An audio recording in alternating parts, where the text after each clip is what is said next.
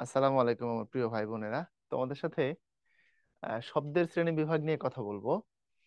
এটা তোমাদের বাংলা দ্বিতীয় পত্রের অংশ, প্রশ্ন ব্যাংক মাস্টার ক্লাসের লেকচার 1 হবে শব্দের শ্রেণী বিভাগের। এই শব্দের শ্রেণী বিভাগ থেকে তোমরা দুইটা ক্লাস পাবা। এটা হচ্ছে 1 নম্বর ক্লাস, আর এটা তোমাদের ইন্টারমিডিয়েটের সিলেবাসে নাই। তো সিলেবাসে না থাকলে গুরুত্বপূর্ণ হয় কি হয় না, এটাও তো একটা কথা। আসো দেখাই সিলেবাসে না থাকলে গুরুত্বপূর্ণ হয় কি হয় না। কারণ দেখো কেমন গুরুত্বপূর্ণ। ঢাকা বিশ্ববিদ্যালয়ে বিগত 10 বছরে 7 বার আসছে। মানে মোটামুটি ধরেই নেওয়া যায় যে টপিক থেকে একটা প্রশ্ন থাকবেই। এটা হচ্ছে শব্দের শ্রেণী বিভাগ, হ্যাঁ। এবং প্রশ্নের একটু ক্রমধারা তোমাকে দেখাই, এই পাশ থেকে দেখাবো।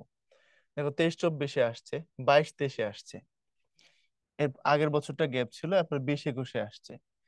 তারপরে এরপরের বছর গ্যাপ ছিল, আবার হচ্ছে তোমার 18-19-এ আসছে। এর মানে কি, 2 বছর আসছে টানা, তারপর একটা গ্যাপ, তারপর আরেকটা গ্যাপ, তারপরে আবার এখানে 14-15, 15-16, এখানে আবার 2 বছর টানা, আবার 16-17, 3 বছর টানা। তাহলে কিছু বুঝতেছো? এর মানে কি দাঁড়াইছে? দাঁড়াইছে হলো তুমি ধরেই নাও যে শব্দের শ্রেণী বিভাগ থেকে প্রশ্ন একটা থাকছে, মোটামুটি শিওর হয়ে যাও। কারণ তোমরা তো গ্রামার মানে একটা টোটাল গ্রামারের প্রিপারেশন নিতে হবে, তোমার সিলেবাসের যে টপিক গুলো আছে সেগুলো এবং এর বাইরে বুঝতেই পারো। আর রাজশাহী বিশ্ববিদ্যালয়ে আসছে 25 বার, চিটাগং বিশ্ববিদ্যালয় আসছে 13 বার, জাহাঙ্গীরনগরের 7 বার এবং গুচ্ছ তো খুব বেশি দিনের ইতিহাস না গুচ্ছের, ওখানেও আসছে 5 বার। সুতরাং সব মিলে আমরা এখান থেকে আমরা একটা সিদ্ধান্তে আসতে পারি যে এটা প্রায় শিওর যে তুমি এখান থেকে একটা কোশ্চেন পেতে যাচ্ছ। এই জন্য এই টপিকটাকে সিরিয়াসলি নিবা এবং বেশি বেশি প্র্যাকটিস করবা। এখন তোমরা মনে করো যে এটা খুব সহজ টপিক, এই জন্য কম পড়ো। মনে রাখবা, টপিক যদি সহজ হয় এখান থেকে কোশ্চেনটা কঠিন হয়। ভালো মতো বুঝো, টপিকটা সহজ, টিচার যখন প্রশ্ন করবেন তিনি ওই জায়গার কঠিন জায়গা থেকে প্রশ্নটা করবেন। টপিক সহজ হলে তুমি ধরেই নাও যে প্রশ্নটা কঠিন হবে। ওকে, এখন আসো, আমরা অ্যানালাইসিস দেখলাম বিগত 10 বছরের মানবিকের। এখন আমরা প্রশ্ন নিয়ে কথা বলি। গ্যারেজ শব্দটি কোন ভাষা থেকে আগত? চুলা কোন শ্রেণীর শব্দ? জিলাপি কোন ভাষা হতে আগত শব্দ? পেঁপে শব্দটির উৎস ভাষা কোনটি? তারপরে হচ্ছে তোমার রুড়ি শব্দের উদাহরণ কোনটি? তারপরে ইংরেজ শব্দটি কোন ভাষা থেকে আগত? তারপরে পর্তুগিজ, ইংরেজি, ফরাসি, ফার্সি ইত্যাদি। তারপরে বুমেরাং শব্দটি কোন দেশীয়? তারপরে পোশাক শব্দটি কোন ভাষা থেকে আগত? ইত্যাদি ইত্যাদি। এখন দেখো, প্রশ্ন দেখে বুঝতেছো ম্যাক্সিমাম ক্ষেত্রে বিদেশি ভাষার শব্দগুলোর উপরে অনেক জোর। এই যে কোনটি আরবি শব্দ, বারান্দা কোন ভাষার শব্দ, আবহাওয়া শব্দ দুটি কোন ভাষার মিশ্রণ। এর মানে বিদেশের উপরে ভালোই প্রভাব, তৎসম তদ্ভব এগুলো সব মিলিয়ে প্রশ্নটা হচ্ছে। অর্থাৎ তোমাকে শব্দের শ্রেণী বিভাগ সম্পর্কে একটু ভালো আইডিয়া নিয়ে নিতে হবে এখনই। আমার কথা কি বুঝতে পারছো? এই আইডিয়াটা নিতে পারলে তুমি এখান থেকে ভালো কিছু করতে পারবা। আসো আমরা শব্দের শ্রেণী বিভাগ সম্পর্কে একটা বেসিক আইডিয়া এখন নিব, এবং ভিতরে গেলে অপশন অনুযায়ী যখন যে আলোচনা করার দরকার ভাই এটা করে দেবো। দেখো, এই হলো শব্দ। আমাদের ভাষায় কম বেশি 1,00,000 শব্দ আছে, কম বেশি 1,00,000। এটা হলো ডিকশনারি হিসাবে আর কি। আর তুমি যদি প্র্যাকটিক্যাল হিসাবে যাও এটার সংখ্যা অনেক বেশি। প্র্যাকটিক্যাল হিসেবে গেলে মানে আমরা কত ভাষার আমরা কতগুলো শব্দ ব্যবহার করি ওখান থেকে যদি হিসাব করো, মানে ব্যাকরণবিদদের আইডিয়া, ভাষাবিদদের আইডিয়া হচ্ছে আমাদের ভাষার শব্দ 2 লাখের কাছাকাছি। আর অভিধান বলছে 1,25,000-এর মতো। এরপর আবার আঞ্চলিক শব্দ আছে প্রচুর, যেগুলো অভিধানে থাকে না। অভিধানে তো প্রমিত শব্দগুলো থাকে, ঠিক না? তো আঞ্চলিক ভাষার অভিধান যদি হিসাব করো, ওই যে বললাম সব মিলে প্রায় 2 লাখের মতো শব্দ আছে। এখন এই 1.5-2 লাখ শব্দ কোথা থেকে আসলো, কিভাবে গঠিত হইলো, কিভাবে অর্থ দেয়, হ্যাঁ, কিভাবে পদের বিন্যাস, এর ভিত্তিতে শব্দগুলোকে আমরা ভাগ করি। আসো একটু দেখাই ভাগাভাগিটা। প্রথমত আমরা উৎসের ভিত্তিতে এটাকে বিভক্ত করতে পারি বা উৎপত্তির ভিত্তিতে। তারপরে আমরা হচ্ছে গঠনের ভিত্তিতে এটাকে ভাগ করতে পারি। তারপরে আমরা শব্দগুলোকে অর্থের ভিত্তিতে ভাগ করতে পারি। তারপরে আমরা শব্দগুলোকে পদের ভিত্তিতে ভাগ করতে পারি। মোটামুটি 4টা অ্যাঙ্গেল থেকে ভাগ করা যায়। 9-10-এর যখন নতুন ব্যাকরণ চলছে সেখানে অর্থের ভিত্তিতে ভাগাভাগিটা দেখায় নাই, পদের ভিত্তিতে দেখাইছে। বাট আমি তোমাদের দেখাই দিব, কেননা তোমাদের ইন্টারমিডিয়েটে যে সিস্টেমে পড়া লাগে এবং অ্যাডমিশনের যে প্রশ্নগুলো আসে সেখানে এটার বিশাল গুরুত্ব আছে। আর পদ যেটা, ওটা তো বাংলা ভাষার ব্যাকরণিক শব্দ শ্রেণী, ওটা নিয়ে আমাদের আলাদা লেকচার থাকবে, 2টা লেকচার থাকবে। বুঝতে পারছো? এখন আসো আমরা একটু কথা বলি এগুলো নিয়ে, হ্যাঁ, মনোযোগ দিবা। উৎস বা উৎপত্তির বিচারে শব্দ 4 রকম। আগের বইতে 5টা ছিল, এখন 4টা। কোনটা বাদ দিছে, কেন দিছে, সব ব্যাখ্যা তোমাদেরকে ভাইয়া দিয়ে দেবো, মনোযোগ দিয়ে দেখতে থাকো। উৎস বা উৎপত্তির ভিত্তিতে হচ্ছে তোমার তৎসম, তারপরে হচ্ছে তোমার তদ্ভব, তারপরে হচ্ছে দেশি শব্দ, আর হচ্ছে বিদেশি শব্দ। আগে তৎসমের পরে একটা অর্ধ তৎসম নামে আরেকটা শব্দ ছিল, ওইটা এখন বাদ দিয়ে দিছে। আচ্ছা, এরপর আসো, গঠনের দিক যদি বিবেচনা করি আমরা, শব্দ 2 রকম। একটা হচ্ছে মৌলিক শব্দ, একটা হচ্ছে সাধিত শব্দ। আচ্ছা, যদি অর্থের দিক বিবেচনা করি, শব্দ হচ্ছে 3 রকম। অর্থের দিকের বিবেচনায় শব্দ 3 রকম। একটা হচ্ছে তোমার যৌগিক শব্দ, আর একটা হচ্ছে রূঢ় বা রূঢ়ি শব্দ, আর একটা হচ্ছে যোগরূঢ় শব্দ। আর পদের বিবেচনায় যদি তুমি শব্দ হিসাব করো, পদের বিবেচনায় শব্দ 8 রকম। এটা হচ্ছে তোমার 8 প্রকার পদের বিবেচনায়। আমি সংক্ষেপে বলে দিলাম, এটা বিশেষ্য থেকে আবেগ পর্যন্ত, অর্থাৎ ইংরেজির noun, pronoun, adjective, verb, adverb, preposition, conjunction, interjection. বাংলায় আমরা এগুলোকে বলি বিশেষ্য, তারপরে সর্বনাম, তারপরে বিশেষণ, তারপরে ক্রিয়া, তারপর ক্রিয়া বিশেষণ, তারপরে বলি অনুসর্গ, তারপরে বলি যোজক, আর শেষে বলি আবেগ। এই হলো 8টা ক্যাটাগরি। তো পদ বিবেচনা শব্দ 8 রকমের, এখানে জায়গা নিবে না, এই জন্য ভাইয়া বিশেষ্য থেকে আবেগ লিখে দিলাম টান দিয়ে। হ্যাঁ, আর এটার উপর আলাদা ক্লাস আছে বলছি, 2টা লেকচার থাকবে। এবং তোমাদের সিলেবাসের টপিক এটা ব্যাকরণিক শব্দ শ্রেণী, এটা কি পদ বলা হয়। তো এখন এই কাহিনীটা আসলে কি, এত লেখা যে লিখলাম, এর মানে কি? এর মানে হলো, আমি একটু ফ্রেমের বাইরে গিয়ে বলি, তাহলে সহজে বুঝবা। তোমরা বোর্ডটা ভালো মতো দেখো। আমাদের ভাষার যে 1,00,000, 1,50,000, 2,00,000 শব্দ যাই বলো, আমি ডিকশনারি ধরে বলি 1,00,000 শব্দ। এই 1,00,000 শব্দ উৎস বা উৎপত্তির বিচারে 4 রকম, মানে 4টা সোর্স থেকে আমরা এগুলোকে কালেকশন করছি। আবার এই শব্দগুলোই গঠনের দিক থেকে 2 রকম, মানে শব্দগুলো 2 ভাবে গঠিত হয়েছে। আবার এই শব্দগুলোই অর্থের দিক থেকে 3 রকম, অর্থাৎ এরা 3 ভাবে অর্থ দেয়। আবার এই শব্দগুলো পদের বিবেচনায় 8 প্রকার, মানে বিশেষ্য থেকে আবেগ। জানি তোমার কাছে পুরোপুরি ক্লিয়ার হয় নাই, এখন ক্লিয়ার করে দিব। ধরো এই কলম একটা শব্দ। এখন কলম শব্দটাকে তুমি যদি উৎস বা উৎপত্তি বিবেচনা করো, তাহলে কলম বিদেশি শব্দ, কারণ এটা আরবি থেকে আসছে, রাইট? আচ্ছা, কলমকে যদি তুমি গঠন করতে চাও, এটা মৌলিক শব্দ, কারণ সাধিত শব্দ হচ্ছে সমাস, উপসর্গ আর প্রত্যয় দ্বারা যদি কোনো শব্দ বানানো হয়, সেটাকে সাধিত বলে।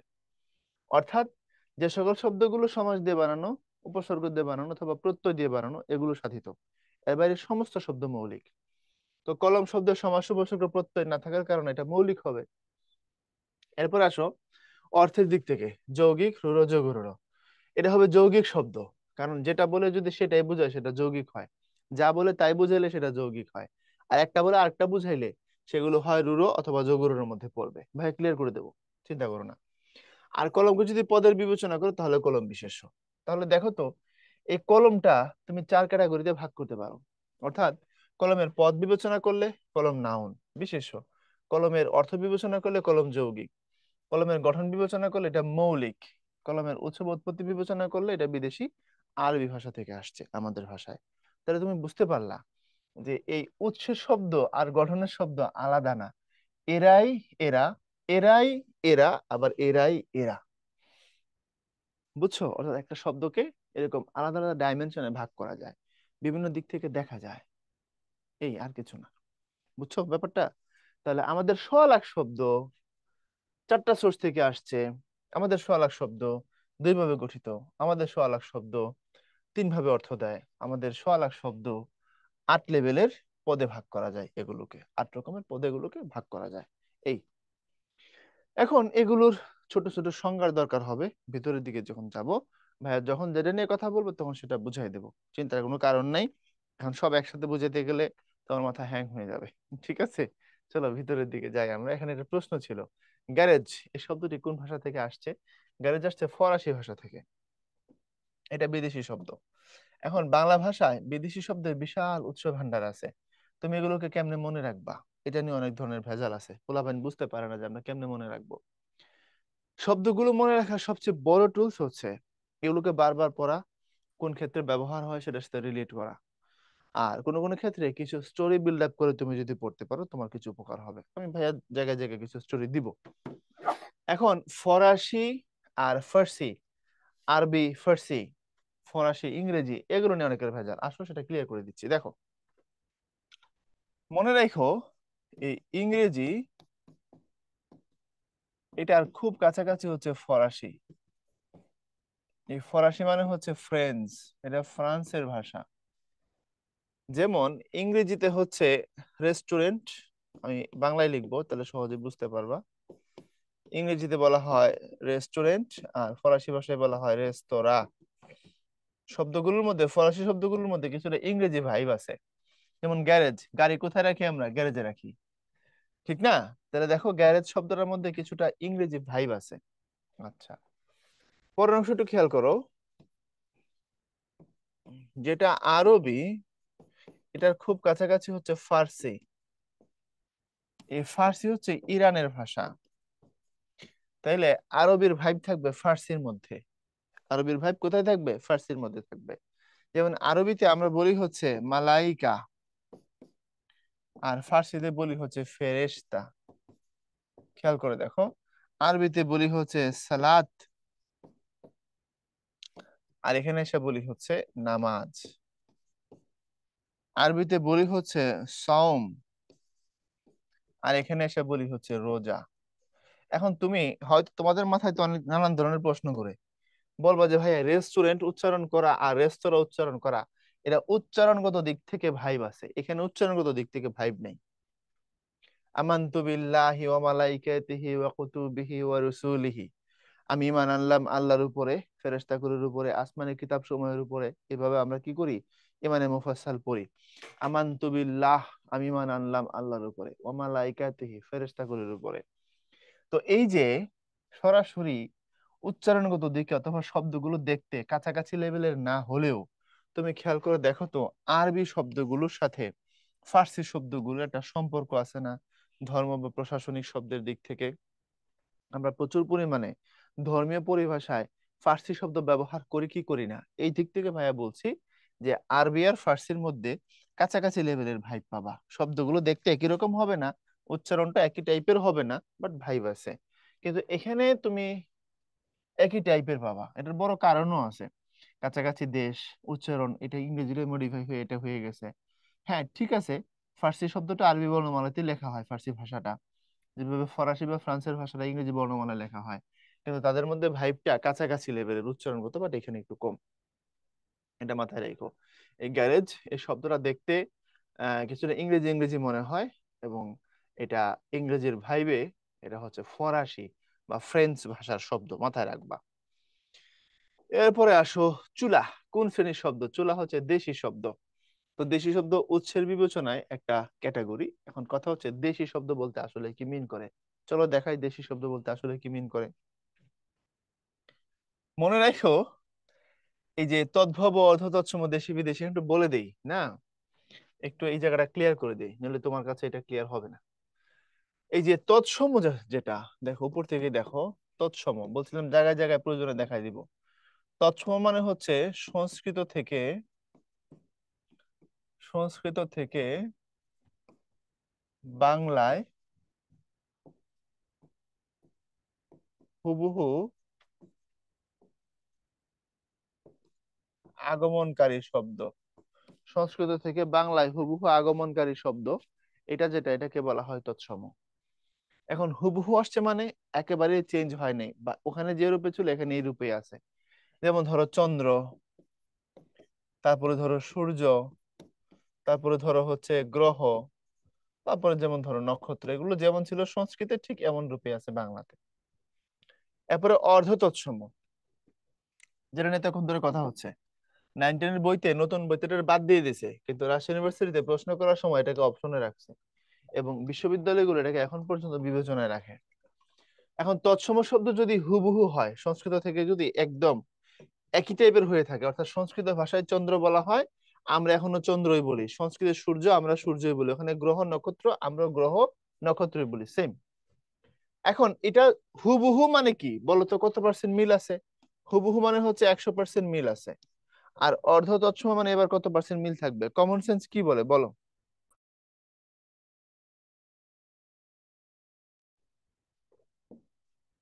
কমন সেন্স বলছে এখানে 50% মিল থাকবে। যেমন ধরো অর্ধ তৎসম, তাহলে অর্ধ তৎসম মানে হচ্ছে সংস্কৃত থেকে আহ অর্ধেক পরিবর্তিত হয়ে বা 50% পরিবর্তিত হয়ে, হ্যাঁ, সংস্কৃত থেকে কিছুটা পরিবর্তিত হয়ে বাংলায় এসেছে, সামান্য পরিবর্তন হয়ে বাংলায় আসছে। কিরকম সেটা? ধরো সংস্কৃতে বলা হয় বৈষ্ণব, আর এখানে বলা হয় বৈষ্টম। রাধা বৈষ্টমের বউ তো একেবারে ছিঁড়ে খাচ্ছে, মনে আছে উদাহরণটা? আমাটির ভেপু, এই হলো সেই বৈষ্টম। তারপরে সংস্কৃতে যেমন ধরো বলা হয় কৃষ্ণ, এখানে বলা হয় কেষ্ট। আর কিছু উদাহরণ খেয়াল করো, সংস্কৃতে বলা হয় গৃহিণী, আর এখানে বলা হয় গিন্নি। সংস্কৃতে বলা হয় শ্রাদ্ধ, এই ভাষাটাই বলা হয় শ্রাদ্ধ। এই অর্ধতৎসম হচ্ছে সাধারণ মানুষের মুখের ভাষা, বুঝছো? এটা সাধারণ মানুষ, যারা কম শিক্ষিত মানুষ, এটা সাধারণ মানুষ এটাকে ব্যবহার করে, কারণ সংস্কৃতের কঠিন রূপে তারা এটা নিয়ে কথা বলতে পারে না। আমি একটু স্লো যাব এই পুরো লেকচারটা, দ্রুত গেলে তুমি ধরতে পারবা না। এখন দেখো, এখানে তৎসম মানে আমরা বলছি সংস্কৃত থেকে হুবহু আসছে। অর্ধ তৎসম মানে কিছুটা পরিবর্তন হয়ে গেছে, যে কিছুটার দিকে খেয়াল করো, মানে 50% মিল থাকবে আর কি। যেমন বৈষ্ণব বৈষ্টম, কৃষ্ণ কেষ্ট, গৃহিণী গিন্নি, শ্রাদ্ধ শ্রাদ্ধ, ছাত্র ছাত্র, পত্র পত্তর, বিষ্ণু বিষ্টু, ধর্ম ধম্ম, দুর্গা দুর্গা, এই টাইপের। তাহলে তুমি কলকাতার সিরিয়ালে দেখছো না, পাবলিক এগুলো বলে কিন্তু অনেক ক্ষেত্রে, খেয়াল করবা, দুর্গা দুর্গা এই টাইপের বলে। তো এই যে জায়গাটা আমরা এখান থেকে বুঝলাম, অর্ধ তৎসম মানে পুরোপুরি পরিবর্তন হয় নাই, তবে কিছুটা হয়েছে, 50% মিল আছে সংস্কৃতের সাথে, আর 50% চেঞ্জ হয়ে এটা বাংলা ভাষায় ঢুকে পড়ছে। এই টাইপের শব্দকে আমরা বলছি অর্ধ তৎসম। ক্লিয়ার? তাহলে তৎসম অর্ধ তৎসম বুঝলাম, তাহলে তদ্ভবটা কি? তদ্ভবটা কি আসো সেটা একটু বুঝাই দিচ্ছি, একটু খেয়াল করো। তাহলে তদ্ভবটা কি? দেখো, এটা হচ্ছে 3 নম্বর, তদ্ভব। তদ্ভব মানে হচ্ছে সংস্কৃত বা অন্য বিদেশি উৎসের শব্দ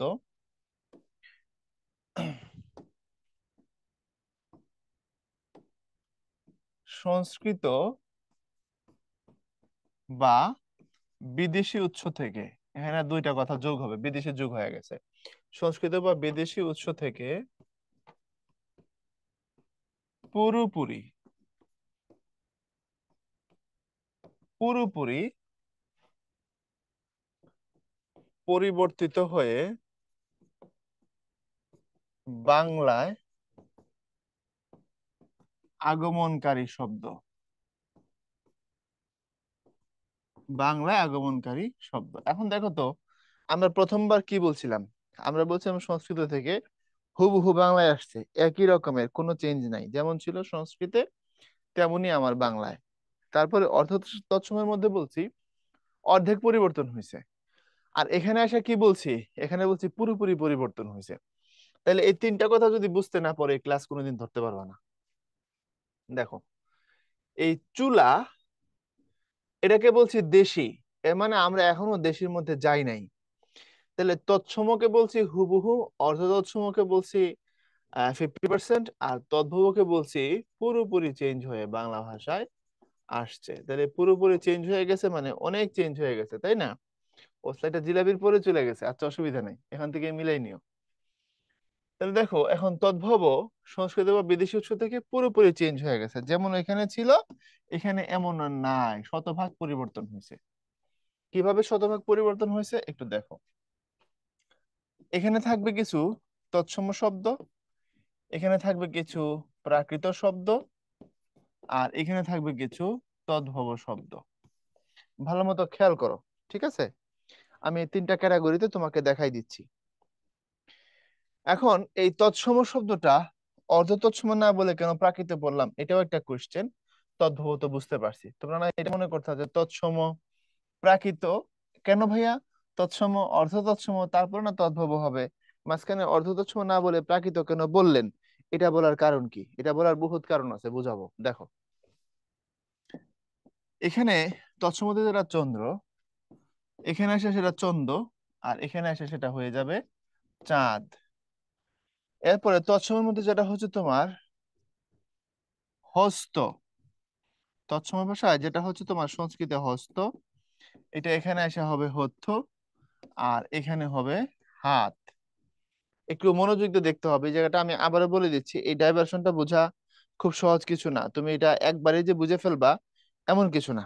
ঠিক আছে, একটু এই জায়গাটা তোমাকে প্যারা দিতে পারে, তবে তুমি যদি গ্রিপ করতে পারো মূল থটটা, তাহলে তুমি খুব সহজে ধরতে পারবা। তারপরে যেমন ধরো, এখানে হচ্ছে মস্তক, এখানে আসা মস্তক, আর এখানে হলো গিয়া মাথা, এই যে এটা কেল্লা। তারপরে ধরো, এখানে হলো মৎস্য, আর এখানে হলো মৎস্য, আর আমরা এখানে এসে বলি হচ্ছে মাছ। একটু মনোযোগ দিও, আমি কেন বললাম এখানে এসে অর্থ তৎসম না বলে কেন প্রাকৃত বললাম? এটা তৎসম বা সংস্কৃত, এই রূপটা এখানে এসে প্রাকৃত হয়েছে, তারপরে তদ্ভব হয়েছে। এবং এই তদ্ভবের আরেক নাম হচ্ছে খাঁটি বাংলা। এখন আবার মাথায় প্রশ্ন আসবে, যেটা দেশি শব্দ সেটা খাঁটি বাংলা নয় কেন? হ্যাঁ, সেটার ব্যাখ্যাও দিব, শুনতে থাকো। তোমার প্রথম প্রশ্ন, ওপর এ পাশে তৎসম হইলে এটা অর্ধ তৎসম হবার কথা, এটা প্রাকৃত কেন হইলো? ইয়েস, দেখো, যেটা তুমি অর্ধ তৎসম দেখছিলা, ওইটা এখন পর্যন্ত তোমার ভাষায় ব্যবহার করে, সাধারণ মানুষরা ব্যবহার করে, এই গিন্নি ব্যবহার করে, সেরাদ্দ বলে মানুষ, একটু কম লেখাপড়া জানা মানুষ এগুলো ব্যবহার করে, মানুষ কেষ্ট বলে, বৈষ্টম বলে বলে, কুৎসিত শব্দটাকে কুৎসিত বলে, জ্যোৎস্না শব্দটাকে জ্যোৎস্না বলে, এমনকি হুমায়ুন আহমেদের একটা বই আছে জ্যোৎস্না ও জননীর গল্প। তাহলে অর্ধ তৎসম যেটা, এটার ব্যবহার এখন পর্যন্ত বাংলা ভাষায় আছে, কিন্তু যেটা প্রাকৃত এটার ব্যবহার বাংলা ভাষায় নাই, খেয়াল করে দেখো, কথা কি বুঝছো? তাহলে ভাইয়া প্রাকৃত হবার শর্ত হলো গিয়া দুইটা, প্রাকৃত হবার দুইটা শর্ত: এক, এটা বিকৃত হয়ে যাবে, দেখো বিকৃত হয়েছে; দুই, এটা হারাবে। এখন অর্ধতৎসমটা এখন পর্যন্ত এক্সিস্ট করে বলে আমরা তাকে অর্ধতৎসম বলে পাশে বসায় রাখছি, কিন্তু যেদিন সে আর এক্সিস্ট করবে না, ওদিন সে প্রাকৃত হয়ে হারাই যাবে। এখন বুঝছো? আর হারাই গিয়ে আরেকটা জন্ম দিবে। তাহলে প্রাকৃত হবার শর্ত, সে বিকৃত হবে এবং হারায় যাবে, নতুন আরেকটা তো হবেই। ভাষার ধর্মই এটা, ভাষা পরিবর্তন হয় সময়ের সাথে সাথে, অর্থের বদল ঘটে, কখনো কখনো তার শব্দের রূপের পরিবর্তন হয়, ইত্যাদি ইত্যাদি। তাহলে অর্ধতৎসম বলার এটা এই কারণ, একমাত্র কারণ, এটা এখন পর্যন্ত এক্সিস্ট করে। আর প্রাকৃত মানে এক্সিস্ট করে না, মানে অর্ধতৎসমরে প্রাকৃত হয়েছে পরে, তারপরে এটা হারিয়ে গিয়ে নতুন একটা রূপের জন্ম হয়েছে। এখন আসো প্রশ্ন, তাহলে 9-10 বইতে কেন এই অর্ধ তৎসমটা বাদ দিয়ে তৎসম থেকে ডিরেক্ট তদ্ভবের মধ্যে আসলো? এটা তাদের ব্যাপার, তারা কেন আসছে, এই প্রশ্ন আমাকে করার দরকার নাই। আমি পার্সোনালি মনে করি এটা এখন পর্যন্ত থাকতে পারে আমাদের আলোচনায়, কারণ আমরা ব্যবহারিক জায়গায় স্টিল এই শব্দটাকে ব্যবহার করছি। যদি ব্যবহার না করে সেটা আলাদা জিনিস, আমরা ব্যবহার করি, যেহেতু ব্যবহার করি সেজন্য থাকতে পারতো। এখন আসো পরের অংশ নিয়ে কথা বলি। তুমি তদ্ভব বুঝছো, এবং এটার আরেক নাম হচ্ছে খাঁটি বাংলা। এখন প্রশ্ন, তাহলে ভাই খাঁটি বাংলা শব্দ যদি তদ্ভব হয়, দেশি শব্দ কি খাঁটি বাংলা না? না, দেশি শব্দ খাঁটি বাংলা না, দেশি শব্দের আলাদা ব্যাখ্যা আছে। আসল দেশি শব্দের ব্যাখ্যাটা তোমাকে একটু জানাই দিচ্ছি, দেশি শব্দ বলতে কি মিন করে। খেয়াল করো, দেশি শব্দ,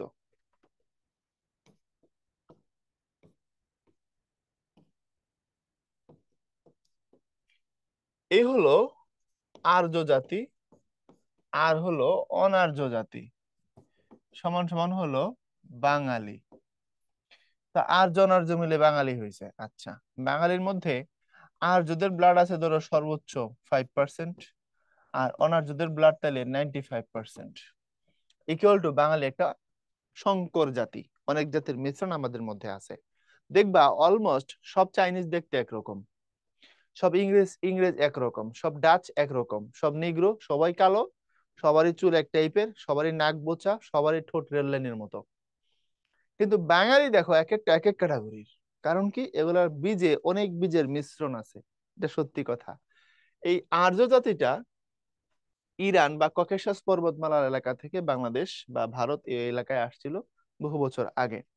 এরাই আরিয়ান। এরা দেখতে সুন্দর, লম্বা, ফর্সা, নাক খাড়া। কিছুটা আজারবাইজান, আর্মেনীয়, তুর্কির কিছু মানুষ, তুরস্ক, ইরান ওই এলাকার মানুষ যারা, তারা আরিয়ান। জার্মানরা আরিয়ান, বুঝছো?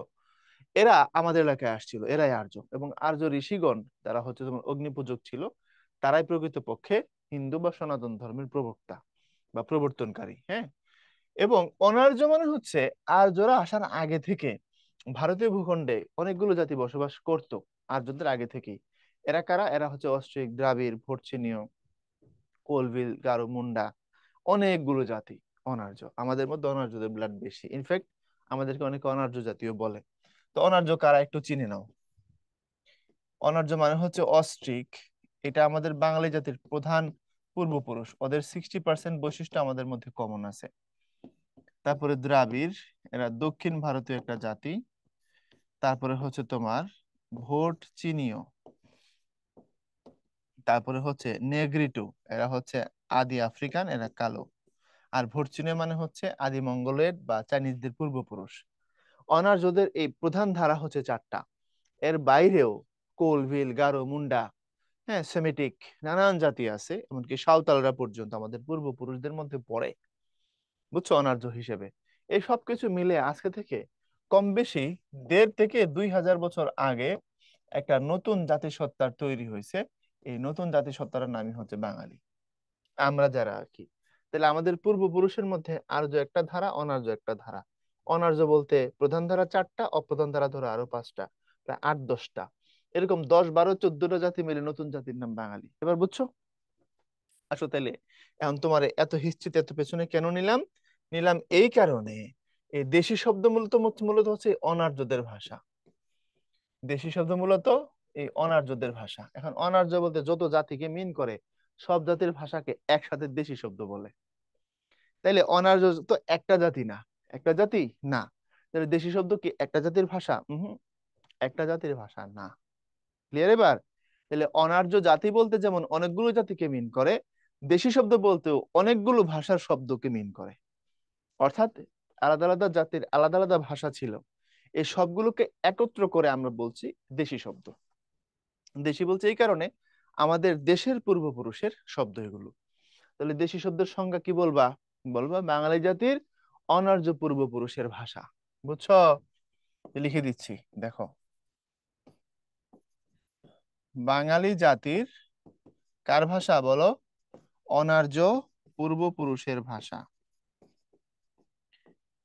বাঙালি জাতির অনার্য পূর্বপুরুষের ভাষা। এই বাঙালি জাতির অনার্য পূর্বপুরুষের ভাষাকে কি বলা হয়? দেশি শব্দ বলা হয়। ক্লিয়ার? আশা করি এটা নিয়ে আর কোনো ডাউট নেই, তোমাকে আমি রিচ করতে পারছি। এখন দেশি শব্দগুলো শুনতে কিছুটা গ্রাম্য গ্রাম্য মনে হবে ভাইয়া, সময় সময় এগুলো সম্পর্কে ধারণা দিব। এখন শুধু এটুকু মনে রাখো, আমার দেশ বাংলাদেশ গ্রাম গ্রাম, নাকি বাংলাদেশ বলে তোমার কাছে একটা টাউন সিটি কল্পনায় ভেসে ওঠে? আমি যদি বলি এমন কিছু একটা ছবি আঁকো যেটা দেখলে বোঝা যাবে এটা বাংলাদেশ, তো তুমি কি আইফেল টাওয়ার আঁকবে নাকি? এম্পায়ার স্টেট বিল্ডিং একে বসে থাকবে, নাকি লন্ডন ব্রিজ? তুমি নিশ্চয়ই এরকম কিছু একটা আঁকতে চাইবা যেটা খুব বেশি আইকনিক বাংলাদেশের ক্ষেত্রে, ঠিক না? ধরো একটা নদী গেছে, তার দুপাশে ঘরবাড়ি, বা এক পাশে ঘরবাড়ি, এক পাশে হচ্ছে মাঠ, ফসলের জমি। ওই ঘরবাড়িতে একটা কৃষকের বাড়ি হয়তো আঁকাবা, দুটো ঘর, কৃষক এক জায়গায় বসে বেতে কিছু একটা বুনছে, কৃষানি কুলায় কোনো কাজ করছে, ঠিক না? এটা কুকুর পাশে বসে রয়েছে, ওপাশে দুইটা গরু বাঁধা আছে, এটা খড়ের গাদা, ওটানে মুরগি চড়তেছে, আর নদীতে একটা নৌকা পালতোলা। এরকম একটা আইকনিক দৃশ্য দেখলে মনে হবে এটা আমার বাংলাদেশ। এটা কোনদিন ফ্রান্স বা নেদারল্যান্ড হতে পারে না। তাহলে দেশ মানে আমি গ্রামই বুঝি, হ্যাঁ ঠিক আছে, বাংলাদেশ ব্যাংক এটার ছবি আঁকলেও বাংলাদেশে বোঝা যাবে। তবে তার থেকে বেশি আইকনিক হচ্ছে আগে যেটা বললাম যে গ্রামের চিত্রটা। তো দেশি শব্দের মধ্যে একটা গ্রাম্য গন্ধ পাবা। তাহলে ডাব, ডাগর, ডিঙা, ঢেকি, কুলা, গঞ্জ, তারপরে পেট, এই যে পেট, এই যে খাই যে বাঙালি, এই সমস্ত কিছুর মধ্যে দেখো একটা গ্রামীণ ফ্লেভার আছে। বুঝতে পারছো? তো চলো সেই জায়গায় আবার যাই, তোমাদের নিয়ে মনে থাকবে। এখন বলো, সমস্ত বিষয়গুলো কি তোমার কাছে খুব বেশি কঠিন মনে হচ্ছে? এগুলোকে রিলেট করতে পারবা নাকি পারবা না, নাকি ভুলে যাবা? খুব বেশি যদি কঠিন মনে হয় তাহলে এটা কাজ করতে পারো, তাহলে বন্ধুদের সাথে গ্রুপ করে করে এটাকে স্টাডি করতে পারো। গ্রুপ স্টাডির অনেক উপকারিতা আছে, আবার অনেক ধরনের ক্ষতিও আছে যদি তুমি প্রপারলি করতে না পারো।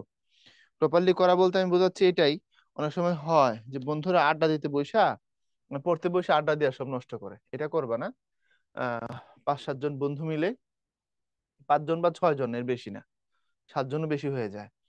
সমমনা যারা খুব বেশি স্টাডি করতে চায় এরকম, তোমরা একটা গ্রুপ করবা হোয়াটসঅ্যাপে, কোনোভাবে ফেসবুকে না। ফেসবুকে গ্রুপ করলে আবার ওখানে ফেসবুকে চলে যাবা। এটা হোয়াটসঅ্যাপ গ্রুপ করে মাঝে মধ্যে নিজেদের ভাব আদান প্রদান করবা, টপিক ধরে ধরে পড়বা, টার্গেট নিবা দুদিনে একদিনে, তারপরে ওখানে আলোচনা করবা কে কোনটা ভালো শিখছো, কে কোনটা কঠিন মনে হয়েছে, একে অপরকে শেয়ার করবা, একে অপরকে প্রশ্ন ধরবা, এবং মাঝে মধ্যে একসাথে বসে আলোচনা করবা, সপ্তাহে 2 বার বা 3 বার, 2 ঘন্টা করে, খুব বেশি সময় না, 1-2 ঘন্টা। দেখবে এটা খুব কাজে দেয়। নিজেদের মধ্যে যদি এটা কনভারসেশন হয়, তুমি যে পড়াটা পড়ছো সেটা নিয়ে, এটা তোমাকে রেডি করবে পরীক্ষার হলের জন্য। একা একাও পড়া যায়, তবে এটা তোমাকে রেডি করবে। সেক্ষেত্রে বন্ধুরা সমমনা হওয়া ভালো। পুরাতন বন্ধু, খুব ঘনিষ্ঠ বন্ধু, এমন বন্ধুরা গ্রুপ করলে পড়া রসাতলে যাবে। বুঝতে পারছো? সমমনা বন্ধু যারা পড়তে চায়। ওকে। তো আমরা চুলা দেশি শব্দ, কেন ওই যে বললাম গ্রামীণ গন্ধ আছে। আর বিদেশি শব্দ তো বিদেশি শব্দ, এটার তো সংজ্ঞা তোমাকে বলা লাগবে না। বিদেশি শব্দ মানে হচ্ছে বিদেশি ভাষার শব্দ, আরবি, ফার্সি, ইংরেজি, Portuguese, Gujarati, Marathi, Tamil, Telugu, Chinese, vermi ইত্যাদি ইত্যাদি। হ্যাঁ, এই বার্মা থেকেও বার্মিজ শব্দ আমাদের ভাষায় আসছে। এরপরে জিলাপি, এটা কোন ভাষা হতে আগত শব্দ? জিলাপি, আফগান জলেবি, গান শুনেছেন আফগান জলেবি? হ্যাঁ, জিলাপি তাহলে হিন্দি ভাষার শব্দ, এবার বুঝছো? ক্লিয়ার? হ্যাঁ, আফগান জালেবি বলার সাথে সাথে সবাই বুঝে গেছে আমি জানি। এরপরে হচ্ছে পেঁপে। পেঁপে কই থেকে আসছে? ফরাসি, ইংরেজি, তুর্কি, পর্তুগিজ। পেঁপে আসছে হচ্ছে পর্তুগিজ ভাষা থেকে। এখন পর্তুগিজ ভাষা থেকে আমাদের ভাষার শব্দ কিভাবে আসলো? পর্তুগাল তো কোথায়? ইউরোপে, স্পেনের পাশে হচ্ছে পর্তুগাল, কান্ট্রি অফ CR7, তাই না? আচ্ছা, এখন এটা আসার কারণ হচ্ছে ব্রিটিশরা বা ইংরেজরা, ইউরোপীয়রা আমাদের এলাকায় আসছিল না বহুকাল আগে থেকে। পর্তুগিজরা সবার আগে আসে 1498 সালে। পর্তুগিজরা আসছে কখন? সবার আগে। তো তারা যখন আসছিল, আমাদের সাথে তাদের ব্যাপক ভাব বিনিময় হয়েছে, সবকিছু মিলে তাদের ভাষার শব্দ আমাদের ভাষায় ঢুকে পড়ছে।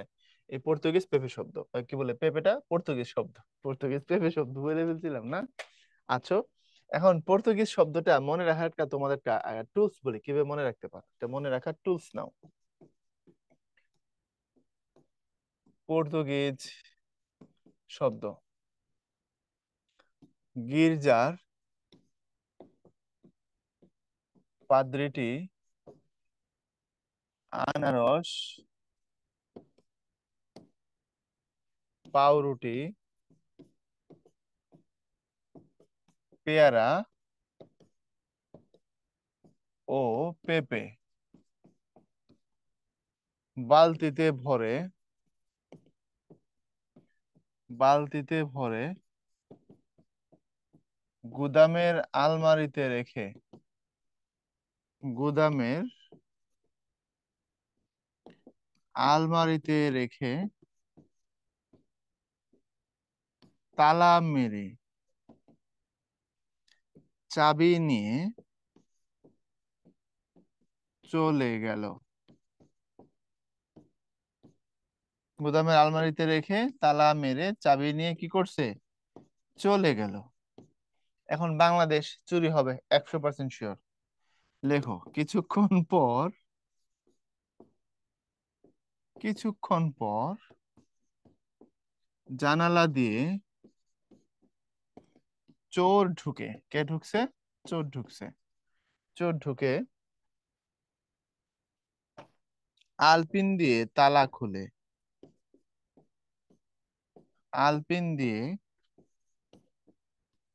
তালা খুলে কেদারায় দাঁড়িয়ে বা কেদারার উপর দাঁড়িয়ে,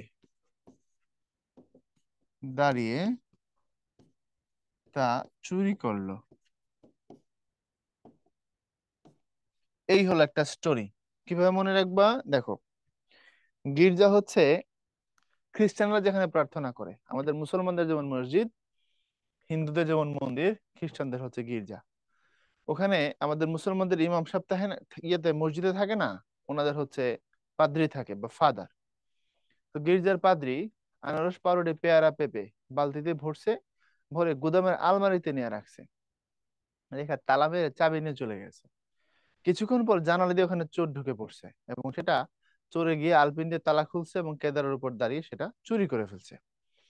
এই হচ্ছে কাহিনী, ঠিক আছে? তাহলে আমরা এখানে একটা কি কি শুনলাম?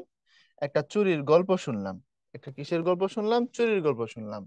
কি কি কি চুরি হয়েছে তো বুঝতেই পারতেছো। এখন সেটাকে তুমি কি করে মনে রাখবা? আসো ব্যাপারটাকে একটু আন্ডারলাইন করে দিই, স্টোরি তো বলেই দিছি মনে রাখার সিস্টেম। এই হলো গির্জা, পাদ্রি, আনারস, তারপরে পাউরুটি, পেয়ারা, পেঁপে, বালতি, গুদাম, আলমারি, তালা, চাবি, তারপরে হচ্ছে তোমার জানালা, তারপরে হচ্ছে আলপিন, এরপরে কেদারা। যে শব্দগুলোতে ভাই আন্ডারলাইন করে দিছি, মার্ক করে দিছি, এই সবগুলো শব্দই হচ্ছে পর্তুগিজ ভাষা থেকে আসা। এখন তুমি যদি প্রশ্ন করো ভাইয়া এর বাইরে কি আর কোনো শব্দ আছে পর্তুগিজ ভাষার? এর বাইরেও আছে, তবে যেগুলো বেশি বেশি আসে গবেষণালব্ধ শব্দ, সেই শব্দগুলোকে আমরা এখানে মার্ক করে দিছি এবং স্টোরি আকারে তোমাদের সামনে উপস্থাপন করেছি, দ্যাটস অল। কথা বুঝছো? তারপরে আসো, সামনের দিকে যাই। রুড়ি শব্দের উদাহরণ কোনটি? রুড়ি সমারোহ, পঙ্কজ, সন্দেশ, জলদ। এটা জিএসটি তে আসছে গত বছর। এটা হচ্ছে সন্দেশ। এখন কথা হচ্ছে সন্দেশ কেন রুড়ি শব্দ?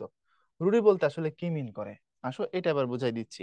বলছিলাম না জায়গায় জায়গায় বুঝাবো, একসাথে না সবগুলো। একসাথে বললে তুমি বুঝতে পারবা না। আসো দেখাই। অর্থের দিক থেকে শব্দগুলো তিন রকম। আমরা বলছিলাম এক নম্বরে কি বলছিলাম? বলছিলাম যৌগিক শব্দ। দুই নম্বরে কি বলছিলাম? রূঢ় বা রুড়ি শব্দ, এই যে এটা, এটাকে রূঢ়ও বলা যায়, রুড়িও বলা যায়। তারপরে তিন নম্বরে হচ্ছে তোমার যোগরূঢ় শব্দ। এখন এই পুরো ব্যাপারটাকে আমি একটু সহজ করে তোমার সামনে উপস্থাপন করব, ঠিক আছে? যেহেতু এই ক্যাটাগরিটা হচ্ছে অর্থের ভিত্তিতে, এই ক্যাটাগরিটা কিসের ভিত্তিতে? ক্যাটাগরি হচ্ছে অর্থের ভিত্তিতে। তাহলে শব্দগুলো তিন রকমের অর্থ দেয়। কিছু শব্দ জন্মানোর পরে যে অর্থটা ছিল তার, আজকে 700, 800, 1000 বছর পরেও সেই অর্থটাই বহাল আছে, চেঞ্জ হয় নাই, ওই শব্দগুলোকে যৌগিক বলে। আর যে শব্দগুলো জন্মানোর সময় একরকম অর্থ ছিল এখন আরেক রকম হয়ে গেছে, ওগুলাকে রূঢ়ি বলে। আর যোগরূঢ় মানে হচ্ছে এরা অর্থ চেঞ্জ করছে, তবে এরা কেবল সমাজ সাধিত শব্দ, কেবল সমাজ সাধিত শব্দ। আসল বিষয়টাকে শর্টকাটে বলি। তার আগে একটু তোমাদের স্কুল এবং কলেজ লাইফের একটু দৃশ্যপট মনে করায় দিই তোমাদের। এখন তোমরা স্মার্ট ডিজিটাল ছেলে পেলে, মেসেঞ্জারে হাই হ্যালো বলো। আমাদের সময় তো এত কিছু ছিল না, তাই না? ফেসবুক মেসেঞ্জার বা হচ্ছে কি বলে হোয়াটসঅ্যাপ, এত কিছু আমরা পাইনি। 2004-এ ফেসবুক আবিষ্কার হয়েছে, তখন আমি 9-এ পড়ি। তো তখন তো আর আমাদের দেশে ফেসবুক অ্যাভেলেবল ছিল না, ঠিক না? আমরা গ্রামে পড়ছি, সিম্পল। তো যেটা হইতো স্কুল বা কলেজের ওই সময়টায়, বিশেষ করে স্কুলে, কলেজেও হয়েছে, কেউ কাউকে পছন্দ করলে তার নাম নিজের নামের সাথে প্লাস দিয়ে লিখে রাখতো, তাই না?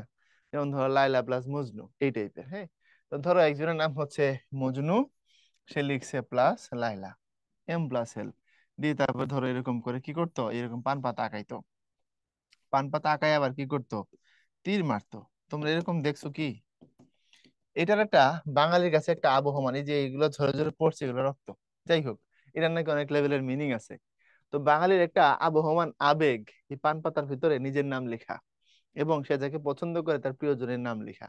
আচ্ছা, এখন প্রশ্ন হলো, এই যে দুজন নামের মাঝখানে, এই যে দুইটা নাম দেখতেছো না, এই যে মজনু আর হলো গিয়া লাইলি, তাদের নামের মাঝখানে যে প্লাস দেখতেছো, প্লাস দ্বারা কি বোঝায়? সম্পর্ক ভালো না খারাপ? প্লাস দিয়ে বুঝে সম্পর্ক ভালো। প্লাস মানে তো প্লাস। এখন প্লাস যদি বাই এনি চান্স মাইনাস হয়ে যায়, তাহলে বুঝতে হবে সেম চেঞ্জ করে ফেলাইছে, এখন আর কথাবার্তা হয় না, সুযোগ নেই, কোনো কারণে ঝামেলা, ঠিক না? তো আমরা প্লাস আর মাইনাসের রিলেশন তো বুঝি। প্লাস মানে সবকিছু ওকে আছে, আর মাইনাস মানে দেয়ার ইজ এ ঝামেলাস, right? There are a lot of ঝামেলাস। আসো এটাকে একটু ঠিকঠাক করে এই জায়গায় বসাই দিব।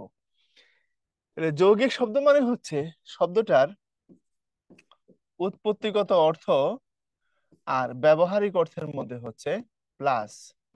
উৎপত্তিগত অর্থ আর ব্যবহারিক অর্থের মধ্যে কি আছে? প্লাস আছে। এমন যদি হয় তবে সেটাকে বলা হয় যৌগিক শব্দ।